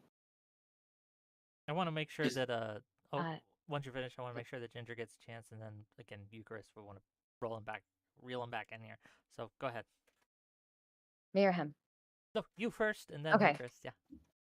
All right. So having a trajectory for your campaign, I think is a bad idea because I think it kind of pigeonholes the players into one direction. I think what you can do is you can see what the players are interested in. I actually, oh God, can I tell a personal story? I'm gonna tell a personal story. Right. So I had one group of players, they were going through a city. I rolled up a group of nobles. One of them had a dog. And of course, like, this isn't a combat encounter. They're just treating the players badly, and they're like, yeah, I'm getting Fluffy ready for the dog show or something. And then the players immediately, there's a dog show?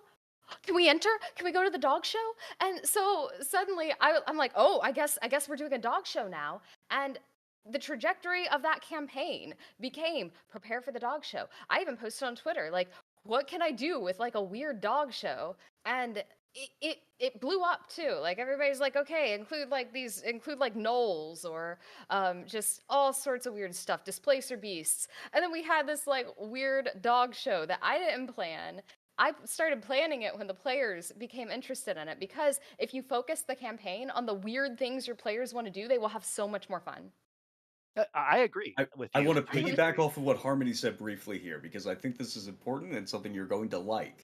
Okay, but What let me. if I want to your finish play? mine because I Yeah, just said yeah, I go agree ahead. with her, and I don't want people to think there's not a but there, Right. because there's a big but.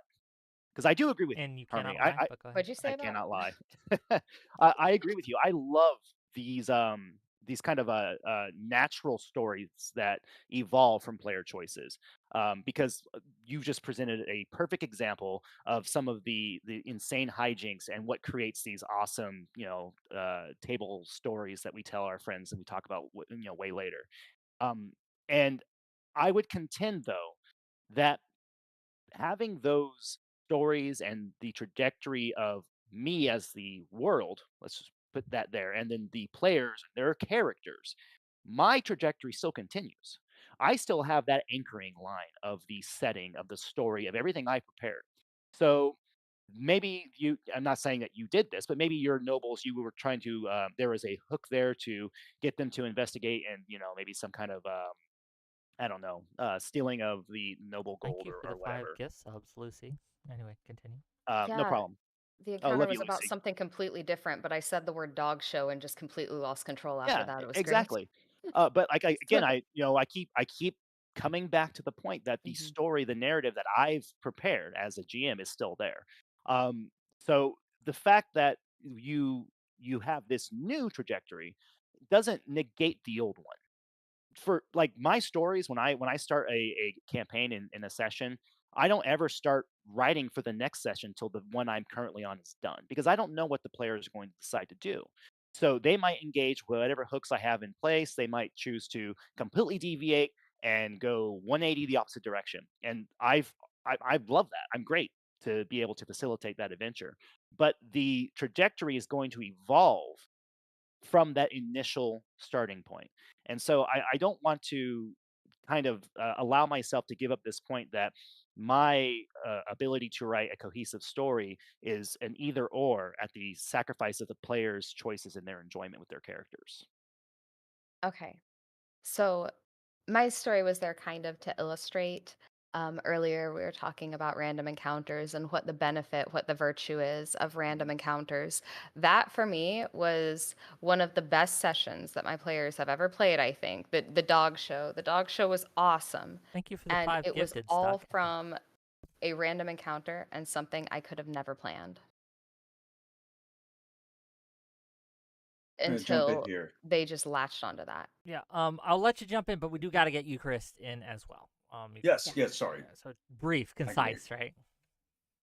Oh, yeah, so I just wanted to briefly say, what if your players had, upon reaching the Sahuagin Island, uh, decided that they wanted to ally with the Sahuagin? That's fun. You don't want to stop them from doing it, but you do want to provide them. It's again, it's awesome. It's going to change the campaign. You maybe didn't expect them to do so, and we'll assume for the moment that the fact that you've prepped out a bunch of different combat encounters doesn't sort of signal to the players that that they can only solve this or they should be solving this. Yeah, that they should be solving this island by slaughtering all the Sahuagin.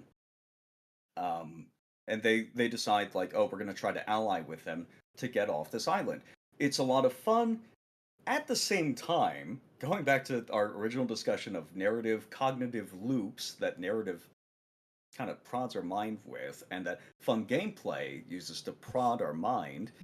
Thank you for the 5 gifted. It's We just don't Amy. have. Sorry. No, Continue. you're Thank you for fine. the money. More We don't money. have Yes. as much we don't have as much gameplay left in the session now, right?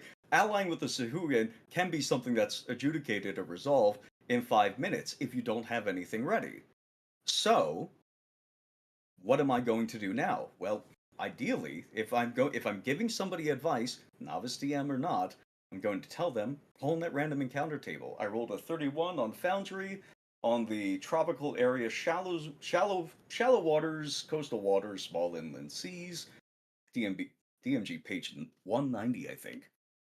That is Man Buccaneer Warship. All right, Whoa. well, we need some combat for the rest of the game. We need some encounters for the rest of the game. Everybody got together. It's time to play D&D, so we're going to make sure that we have more D&D in today's session. Buccaneer, a warship, comes along, and the players maybe decide to betray the Sahuagin, or they wipe out the Buccaneers, or they steal the Buccaneers' ship. Now they have a means of getting off that island. That's kind of the role of random encounters in every single DM's campaign, regardless of experience. And You that kind of thing provides way better of a narrative than I think most GMs could write on their own. Eucharist. Go ahead. Sorry. No, it's fine. No, you're fine. That's fine.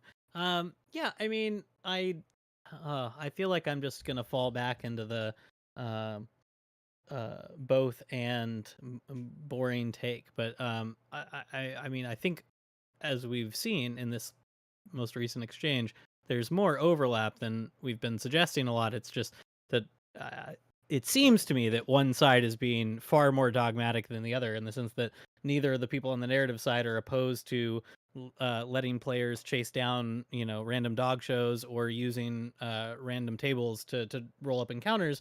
But on the other side, we have people who are suggesting that if you have a sort of overall narrative arc driving towards one sort of predetermined story end to keep your players invested and motivated, that's like some sort of lesser than or step down, right? So, but I think we would all kind of agree with like, sort of general rules. I was talking to another friend of mine, well, my brother-in-law actually, who's one of the people who got me very invested in D&D about this topic, and kind of spitballing off of him because he's tried both of these things and he's fallen more on my side, and I feel like I'm in very good company because he's a very good DM. But obviously, like the big rules of like the rule of fun, everybody should be having fun, and so for some tables that means more structure and story, and some tables that means loosey goosey, whatever. That's great, like play with your players. And then also, like as Wick mentioned earlier, like the difference between no, you can't go down that alley. It's literally not an option. I've closed it off to you like a video game. That's not a thing you can do. Invisible And wall. oh yeah, what happens is good DM versus bad DM, right? Even within a narrative structure, a good DM can do this. And so you have to recognize that, yeah, if a player leaves behind a plot hook or a storyline, maybe it wasn't that good to begin with, fine. But all of that is, I think, still possible within the brackets of a relatively story driven campaign. So again, I like Mhm. we keep coming back to the Strahd thing because I mentioned it earlier, but like, yeah, I mean, Strahd, as far as I'm aware, is one of the more sandboxy modules that WotC has produced, and so you can spend, which we did well over a year, just doing random stuff. You know, you can kick around and do a bunch of things and have lots of fun doing absolutely nothing to do with going and fighting a vampire, but eventually you will go fight the vampire, and I think that's fine. So yeah, I yeah, maybe that's where my beef is coming from, where one side feels very exclusive, and the other to me seems like, yeah, you know, rolling with it is fine, and we're open to the sandboxy elements within a general proposition that a lot of people thrive with some sort of structure and guidance. I I would say really like that as a new direction for the conversation, or maybe like a new track for the conversation. Is why do we I'm a why sandbox moderator, not a narrative moderator. not a So go ahead. narrative? Just the idea that there's a reason why our side is a little bit more exclusive in the way that we use these terms and the advice that we give people is because we already have JayMac has at this point mentioned several times he'll go back and he's not going to be prepping for more than one session in advance, and most of his prep that he does have access to is mostly focused on what the players are going to be fighting, what they're going to engage in real gameplay with, and we already have a term for people who do that. They're called sandbox DMs. However, there is a separate term in which people will use as a container word for both that style of play where they're putting a little bit more effort into their foundations for the world, foundations for the setting, the interactive gameplay that players can take advantage of, versus fudging rolls, making sure that the players fight specific bad guys when they have been ordained to, preventing players from taking options that are available to them in war games, and generally preventing them from enjoying the full breadth and depth of the medium of tabletop RPGs. One of these terms does not have the problem of the other, and that's why we stick to Sandbox. That's why it's exclusive, because we don't want people who sneak in and say, I do cool encounters too, and I give my players lots of different options, lots of different choices, etc. I just put more of an emphasis on story. We don't let those people in because they have not developed a tradition of repeated successes across play, advice that can be repeated across campaigns to produce the same successes. It seems like just stuff that they want to do and rules that they want to be able to break at any given moment to produce any outcome that they want at any given moment. And that is not the foundation of a social hobby. It's definitely not the foundation of a gaming hobby, I would present. I would say if you know where the campaign is going to end up, if you have a like James said, a preordained bad guy at the end, then I think that is a railroad. And even though you can go to different places, you can meander a bit in that. But I also think that there are two big virtues for having a sandbox campaign. There are two uh, big virtues to this that I think is worth being exclusive for. One is you can have multiple DMs in the same campaign. My campaign has 2 DMs. And possibly more in the future. And you can't do that with a narrative-driven campaign because the players don't know what the DM knows about the narrative. They're keeping something from the players. And in my campaign, we can switch off DMs. And I think that that is a really it's something that like narrative DMs they don't understand, but it works quite well. And then the second one is the ability. Fuck, I forgot. I'm sorry. Can I swore I forgot the Oh second fuck! one. You fucking swore on I, my was, I, fucking I channel. didn't How mean to swear on fucking your dare channel. you? I'm sorry. I forgot. How I fucking got dare you? wrapped up in the first one. There was a Went so second long one. without it. And there I it know. is. I'm so sorry. Way past But 90 seconds. oh, damn. Okay. What was the second? I had it. It's gone. It's gone. Okay, we're gonna have see if I you got caught had up in a it. pre-planned Yeah. narrative, maybe you would remember your point. Right. Okay, let's give it to you. Tried to roll on that random table, but you rolled a 1. Let's go to if you can remember it, go ahead. But otherwise, we're going to move to JayMac and Yes. Ukerist to respond. Yeah, no, I understand now. I'm kind of getting a better, I guess, formulation of the issue here, and I appreciate kind of elaborating on some of those intricacies.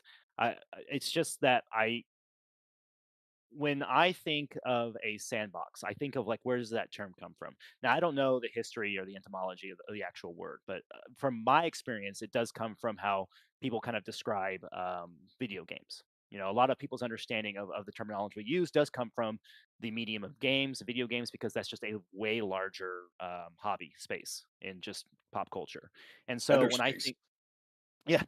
So I think of when people say sandbox, there's a lot of games I think that get put in the sandbox category that are not technically sandbox games. For example, games from the Elder Scrolls series, Red Dead Redemption.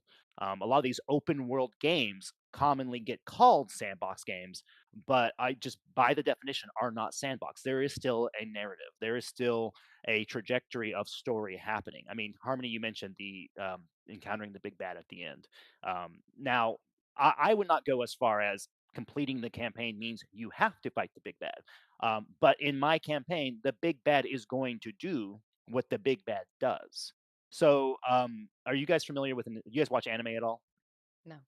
No, Okay. No. we're adults. But go ahead. Well, I'm not. So I will illuminate it for you then. There's an anime called Goblin Slayer that my wife and I started watching, and it's a really great kind of a window into this dichotomy of an overarching story and then what the characters or players are doing. In this anime, the main guy, all he wants to do is kill goblins. He doesn't care. There's like this huge war going on between the demon lord and the heroes of the realm, and it's all in the background. He doesn't care. He just wants to kill goblins. That's all his focus is. And it's really funny because that kind of pushes that window into his perspective and everything. But throughout this, you follow this character. Everything with the demon lord and the army, that's all happening. You kind of get those tidbits from side characters or passing people, kind of talk about it or mention it. And I always it interests me because even within this in the Goblin Slayer's adventure, the goblins are kind of increasing in number. There's all these more things happening, and it's kind of alluded to that. Oh, well, that's because the demon lord obviously is summoning more minions and everything else. But again, he doesn't care, so he doesn't engage. But his story, whether he likes it or not, is still being impacted by the story of the world. So within the regard to a D&D campaign or just tabletop campaign in general, when we look at the underpinning narrative, there is always going to be this factor at play, at least in the games I play, or people other GMs or DMs I've spoken to, who have this undergoing conflict that pushes the world and creates avenues for players to interact with. But I have such a hard time coming to terms with this being perceived as a lesser form of interactivity, or as I think you mentioned, gelatinous, that it was, you're not engaging with the gameplay elements or the gameable elements. I think you called them, and I just I doesn't sit right with me because Mm. regardless of what my players decide to do with their characters in the campaign I provided for them, there is always going to be options for gameplay. I mean, every tabletop system that's at least worth playing has those roles and those incentives and systems in place for the players to engage with. And I don't even want to say a good GM, just a decent GM, a GM who's got the basic understanding, has the tools to utilize that. Now, they might utilize random tables. I encourage it. But I also encourage, at least for the GMs that want to have a cohesive story and keep their players coming back and keep them engaged, having an underpinning narrative. I Okay. think players don't care about the underpinning narrative nearly as much as most DMs think they do. It But depends on the narrative. possibly, but I think players care a lot less about that. And I am going to say the second Ah, she got it. yeah, I got it. I got it. It's back. The second virtue of a sandbox campaign with with no big overarching storyline, or at least one planned by the DM, is that it produces less burnout. If you can generate things on the fly, it requires less prep than a campaign on Rails does. And I think that's quite powerful when it comes to a lasting campaign, because DM burnout is a real thing that affects a lot of DMs. And the more prep you do, the more you're going to get burned out from it. So being able to roll things on the fly and adjust your campaign on the fly to what your players want to do is an important skill. And if you can learn to do that well, then you will have a longer lasting campaign. 3 things. So first, $5 from Rdubs, aka Mr. Flamboyant. Say Sandbox is always inferior to always on, and narrative is inferior to Sandbox. You all lose, I win. Later, hookers. Thank you for the $5. Look, I'm the one getting the money. I agree with you know. Rdubs. I play an always on campaign. But I guess that's the 1-to-1, right? The time. Yeah, the I second, agree with Rdubs. The second thing is I just want to make sure that I respect everyone's time. We are running on to the end of this show. We are going to get to closing soon, but before we do, the third thing I would like to do is to challenge you on this idea that Sandbox require less prep. I would think that it just changes where the prep is done. So It requires less prep. Really? Having run narrative in Sandbox requires way less prep. It's less prep than you think it's going to be. Because if you don't know where the players are going to go, if they can go anywhere, then you have to generate it on the fly. Now, there's also the issue of you can prep multiple areas, yes, but that is a lot of work, and you don't want to do that. And a lot of times you can prep a little bit ahead if there's a necromancer, and you mentioned you don't have to have his lair prepped, but the players are like, oh, we're gonna go fight the necromancer, then you might prep the lair, but you might not. You might just roll it on the fly too. I mean, it requires much less prep than narrative, yes. For However- dungeons and whatnot, do you have like a generator you use, or Yes, do I you just do kind of? actually. There are Hold on. several No, generators. this is just wrong. Mhm. So I'll give you an example.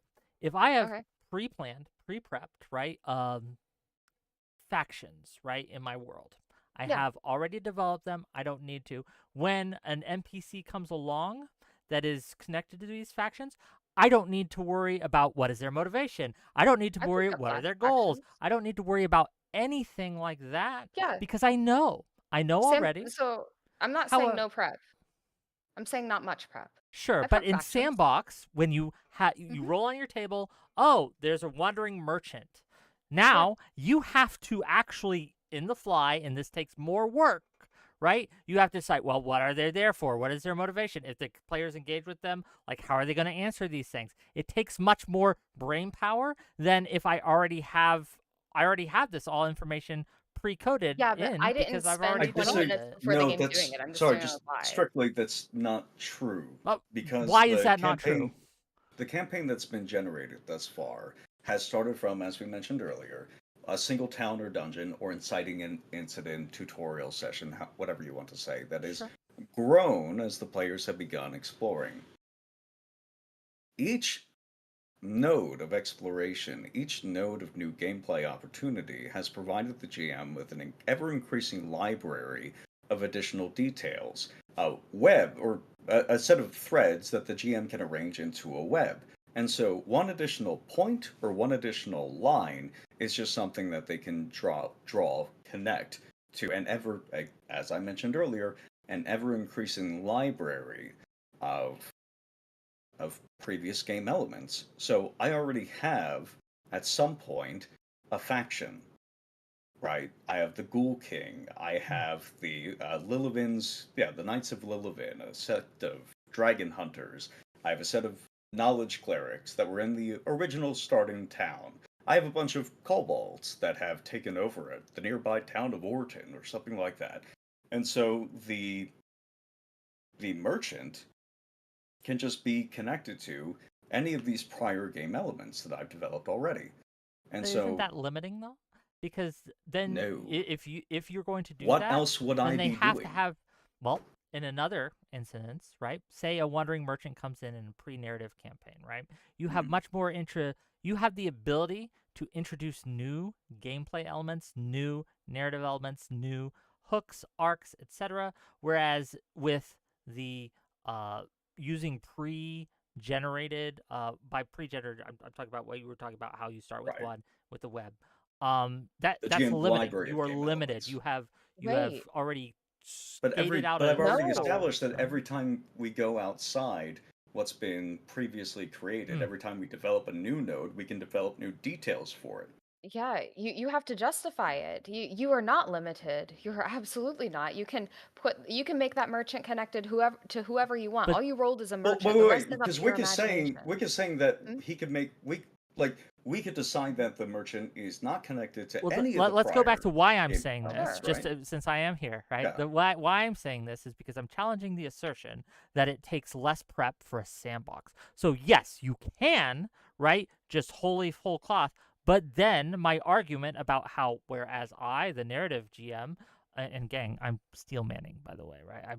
I use both methods. But anyway, me as a narrative GM who has already prepped factions, plot hooks, etc., I don't have to worry about this at the table. It's already known. I can just concentrate on the user experience, if you will. I don't have to do any processing in the background. However, Rhett, unless you stick to those pre-things that you've already generated, you have to do that on the fly, which takes more processing power, and it limits the user experience. $5 from It's Just Davey to say, what is everyone's best IRL stat? JayMac must have a +4 strength. Well, thank you for the $5. Mine is charisma, obviously. But yeah, answer. Go ahead, James. What do you think? Comeliness. No. The secret, Unearthly Arcana reference. So no, it doesn't require.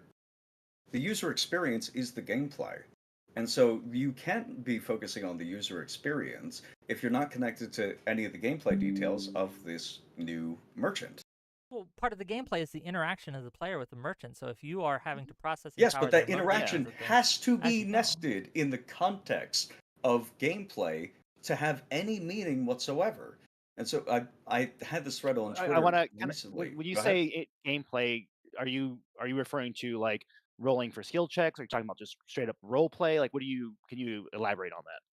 It could be any of those. Like, why are we interacting with this merchant for longer than 5 minutes? We could be talking and having a funny conversation. That's not really Your something players where... have decided to, for whatever reason.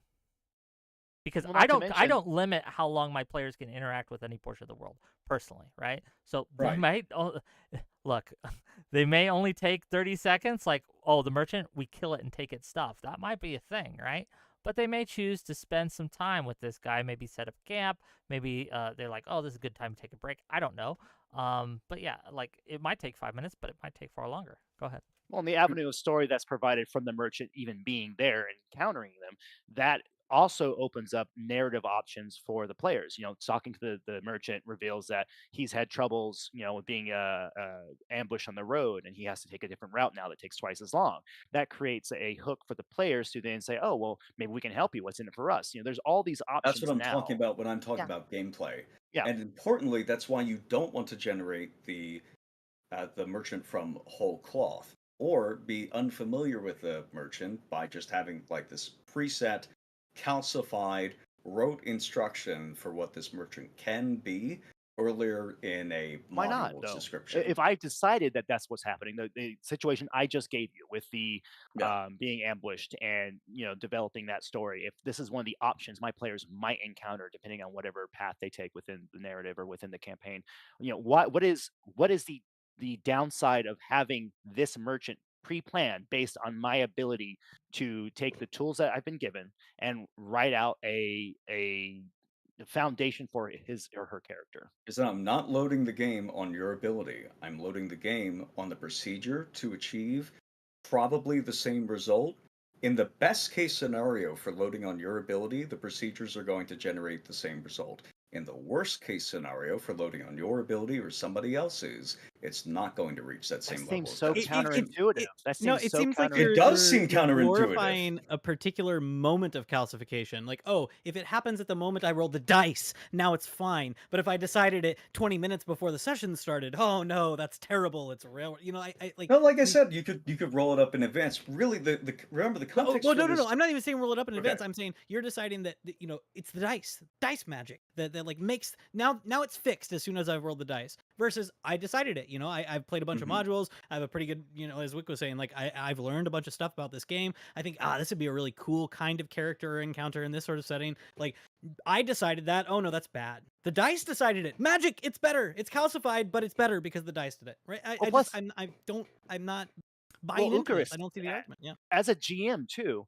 I can get in the headspace for this merchant if I know this merchant. If I already know this merchant because I created this character, I already have the established goals and thoughts and wants and all that stuff already laid out. So my ability Yes. to now interact and role play with my players as said merchant, instead of having to roll and say, "Oh gosh, okay, so I rolled up a merchant, a tiefling merchant who deals in magical artifacts." Okay, and I roll up, oh, they do this X, Y, and Z. They don't speak common. So now it's like I have to now again. There are GMs that are really good on the fly that can just whip it right out and get right into it. I just do not believe Not that on this is stream, the okay? I need to Wick keep needs me to run monetized, that. okay. I like want that. to pose that characterization for a moment here because what I specifically mentioned was drawing from the prior library of game elements that have already been generated from the ground up from session 1. You as a GM have, if you've been following procedure, have been creating factions, references to monsters, NPCs, player characters themselves, dead PCs, other PC or NPC parties that have been generated from the very beginning of the campaign. That every single one of which can be drawn upon and connected to this new merchant encounter. And I think that's better than setting up a merchant encounter 20 sessions prior that you, quote, know in advance, but when you begin role playing them at the table, all the things that you could be discussing are irrelevant to what's happened in the campaign so far. You're just stuck with outdated information on their stat block. Versus, instead of, like I said, it's not quite doing it on the fly or doing everything whole cloth every single time. You're not operating from a vacuum or blank page. You are just simply drawing from a library every time, up to and including as recent as the last random encounter the players faced, can easily be connected to this merchant. Because the objective of interacting with the merchant, this is the key, the objective of interacting with the merchant is to produce more gameplay, for the players to go out, kill more goblins, get more gold, find more magic items. Or role play more. No. Why? No. No. Whoa. Whoa. No. That's another topic. Because That's another topic. roleplay exists to facilitate these other objectives. The original social pillar of the game was not just roleplay. The original social pillar of the game was domain You're play. appealing to tradition. Okay? Cool. We used to go in carriages all the time. Right. We used to have to sail the seas for months Let me before we This is like constitutional originalism This is a for whole D&D. different. I love it. This is It's a amazing. whole different. Founding But debate. fathers of $5 before Dungeons and anyone goes, Dragons. none of you get in the way of my money. boy. $5 from R-Dubs to say the random merchant gains more character through player interaction than single brain pre-planning it. It emerges as a team. Let the players show. Thank you for $5. But let's go. Ukerist, you can finish in Harmony, and then we do got to get to closings. So yeah. No, I just think it's funny. Like if this was a political panel and I came in here saying, "Well, the founding fathers intended," people would laugh at me. But I'm unconvinced by the randomness thing. But I understand better now. I have my goal coming into this was learning from people who have more experience, and I have learned. I do understand better now your perspective, so I appreciate it. Harmony, floor I yours. would say that first of all, I was trying to say this earlier, but the merchant can be developed as you go. It's not that hard, and I would challenge you guys to try it. I would challenge you guys to not make NPCs before the game, but when you roll them up, try just developing them on the fly because I bet you're better at it than you think you are. I think it is a skill, but I think that most people are afraid to try it, and you do get better at it. But I also think that the attitude here towards the founders of the game that we are all playing is probably not something I would expect to see on this panel. I mean, this is a hobby we are all enjoying, and we're likening the founders to buggies and carriages. Really, like you think every single advancement that's been made has been purely forward? There are a lot of things in the hobby that were big in early editions that have fallen out of favor that produce wonderful results when tried. Like Um, cars and airplanes are cool because I can do more things thanks to their use. The fifth edition has less gameplay available to the average player Oh, don't than don't the entirety of don't get me AD&D. wrong. I'm not a fifth edition fan. I don't play fifth edition. The times that unfortunately, I don't have much time with running my own business to play at all. But when I do play, I don't even use D&D as a system. I use 13th Age. I think it's just better for my table. Endorsed. But I love all the fourth edition derivatives. well, fourth edition is my favorite edition of the recent editions too. Yeah. Just by and large, it was better gameplay overall across the board. But Okay. I don't want to get into that argument right now. I don't want to get into that argument. I'm curious to ask Harmony directly, right? Because I think James there made a mention of something that I'm just really curious on. And then we're going to get to closings, I promise. I don't want to keep you guys here like prisoners. Would you agree with what James said when he said that role-playing is not the purpose of the game? Or not among the gameplay elements? Correct me if I'm... That's not what I said. I was interrupted in the correct middle me of if it. I'm... Yeah, let him clarify his statement. Just briefly, because we were talking about or the players want to do things like roleplay with the merchant.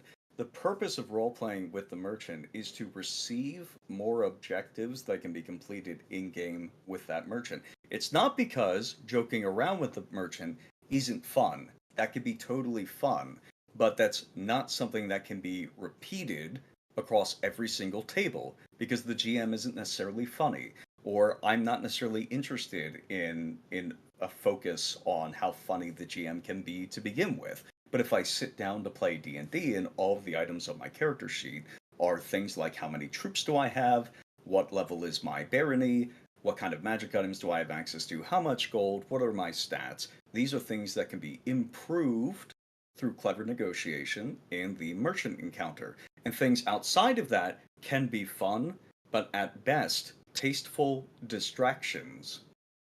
Do you agree with that? Yeah, I agree. I agree with that. Yeah. Okay. I think roleplay is fun. I think some players get into it more than others. There are some groups I've played with where it can take up a large chunk of the game. Some groups I've played with are just like, let's go kill things, and that varies between groups, just like James said.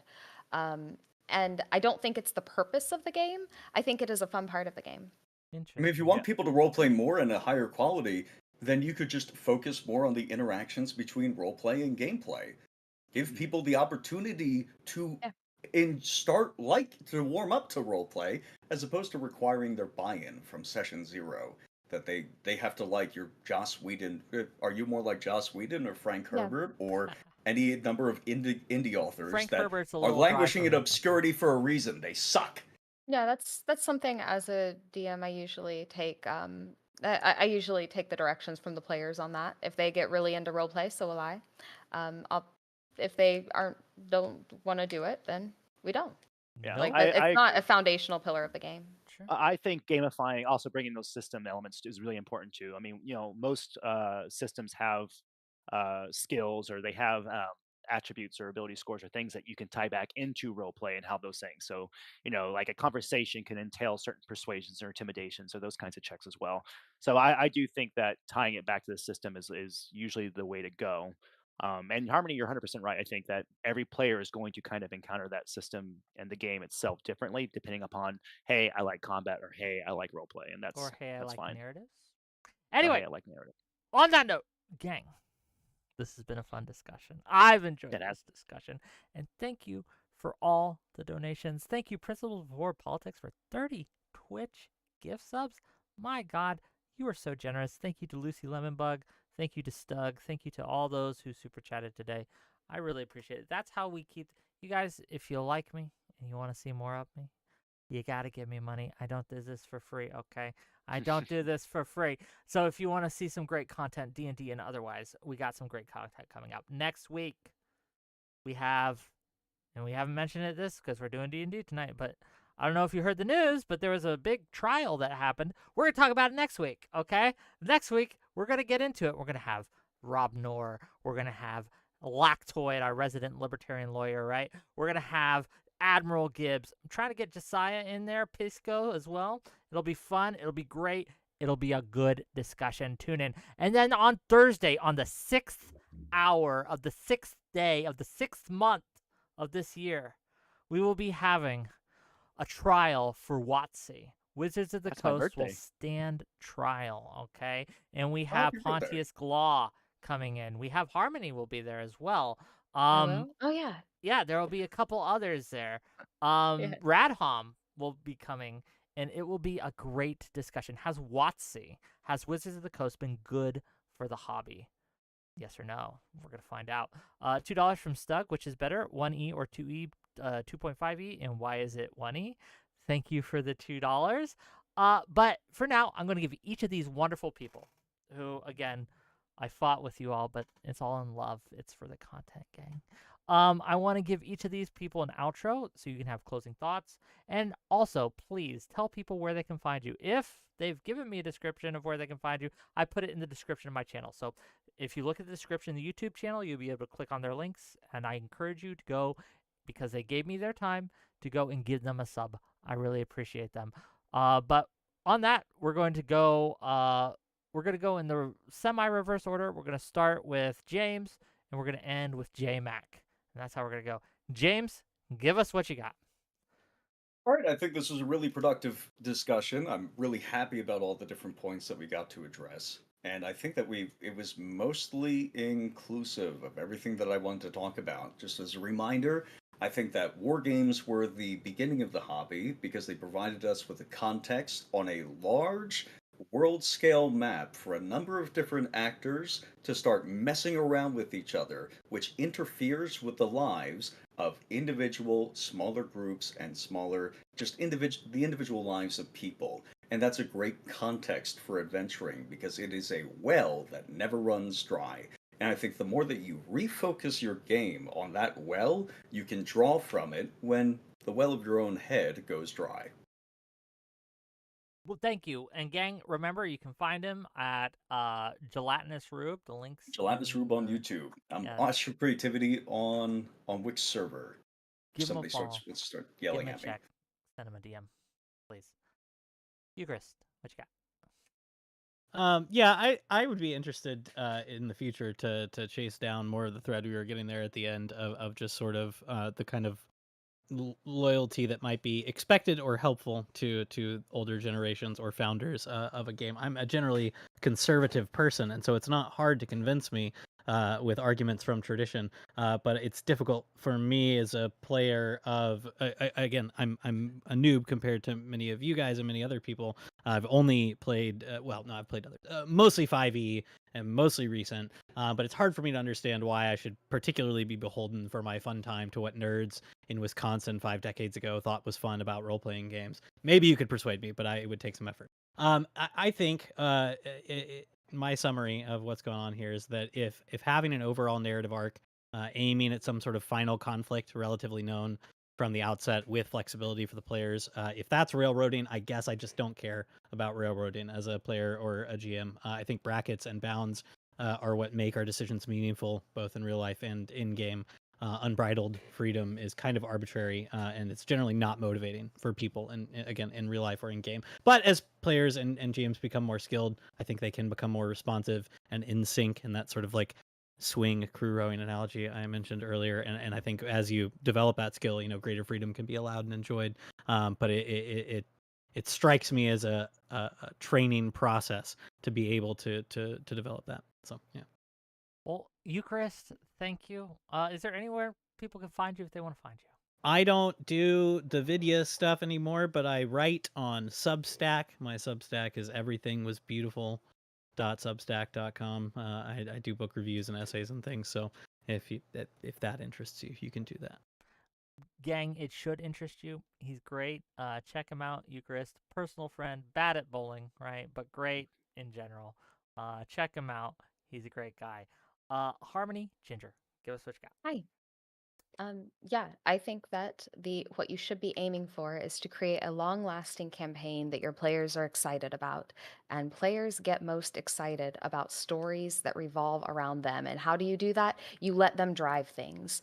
You do You basically allow your players to do what they want. Yeah, you can throw them hooks, and you focus on the weird things your players want to do. I think that the best campaign you can have is an always on, just grand campaign. And if you start by giving your players a lot of freedom and allow them to grow into full factions with their player characters at the head of them, that is like RPG nirvana right there, right? And now I understand not every group is going to want to do that, but I believe that you should be aiming for a sandbox structure at the very least. And yeah, that's it. My socials. I am new on YouTube. My YouTube is Harmony_Ginger, and my Twitter is @GingerBlast. Thank you for being There you go. here. Check her Yeah. out. Quick question: Are Great. those voice channels in your Discord open? Yeah, just jump on in. Are these anybody can do? Okay, I will be in the Discord voice channels for anybody who would like to discuss this. If that's after what the, you would like, after the fact. then that's what you would like. We do have a Do a little rule. You after can't party. record in my voice channels. We want to make sure that my people who do not consent to being content are not accidentally content. So other than that, yeah, you can chat as long as you like. Non-Fawn420, thank you for the raid. Party of 6. 6 new Wickers on blast. Come on in, hit that follow button, stick a while. We're actually ending the show, but thank you for rating it anyway. Last but certainly not least, JayMac, give us what you got. Yeah, sure. I really appreciate both of Harmony and Gelatinous out here and kind of illuminating on the point of the Sandbox and why they believe it to be the better format. A lot of it to me kind of sounds like narrative with extra steps. And so I have a hard time kind of coming to terms with the dropping of a narrative structure. I just honestly believe for the general public or your general player, having a foundation to draw from is going to provide more order so that the chaos you do provide later, be it in the form of tables or random encounters, can kind of exist within this structured format. And I just think that the cohesive nature of that will provide a more, I guess, accurate enjoyment over the long term. So I not sure I've been entirely convinced to forego my narrative tendencies, but I do see that there is a lot of promise to be had with a, as Harmony put it, a player-driven campaign. And it might be something that when I get the time and I get back to GMing, I might try. So I think you'd be we'll great at see. it. Sorry. We'll see how that goes. But I thank you guys for allowing me to be here, and Wick for allowing me to give my 2 cents. I don't have any content really. I'm on Twitter at JayMac_slacking, so you can follow me there. I got to give a shout out to my boys, to the Sitch and Adam show. I mod on there. Great community. So they cover, like I said at the beginning of the show, political and culture issues. So if you like that, give them a watch, give them a follow. Oh, check him out, gang. Sitch and Adam, great people too, right? Hopefully I can get them back on my show. I can tempt them again at some point. But for now, gang, this has been fun. This has been great. If you want to talk in my Discord, I provided a link in chats. So you click that link, you accept the rules, and you jump to whatever voice chat he decides to go into. And you can talk to him if you'd like. I might stop by. I don't know yet. We'll see. But yeah, any other questions, any other thoughts before we head on out? Who's streaming? I know everyone's been okay, so I know everyone's watching the Trump stuff. Okay, I get it. Right.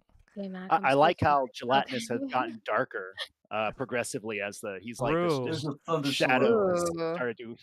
Yeah. We'll raid I thought out it was into a Prime active Kai. intimidation. Well, my So plan for the debate was to start off with all right, this is just how people used to do it, and then slowly get angrier and more more insulting as the Fiery, debate yeah. pressed. Yeah, but you guys did not give me as many opportunities to do it because you were just generally raising decent points and not freaking out like the weirdos on that fudge panel. Oh gosh.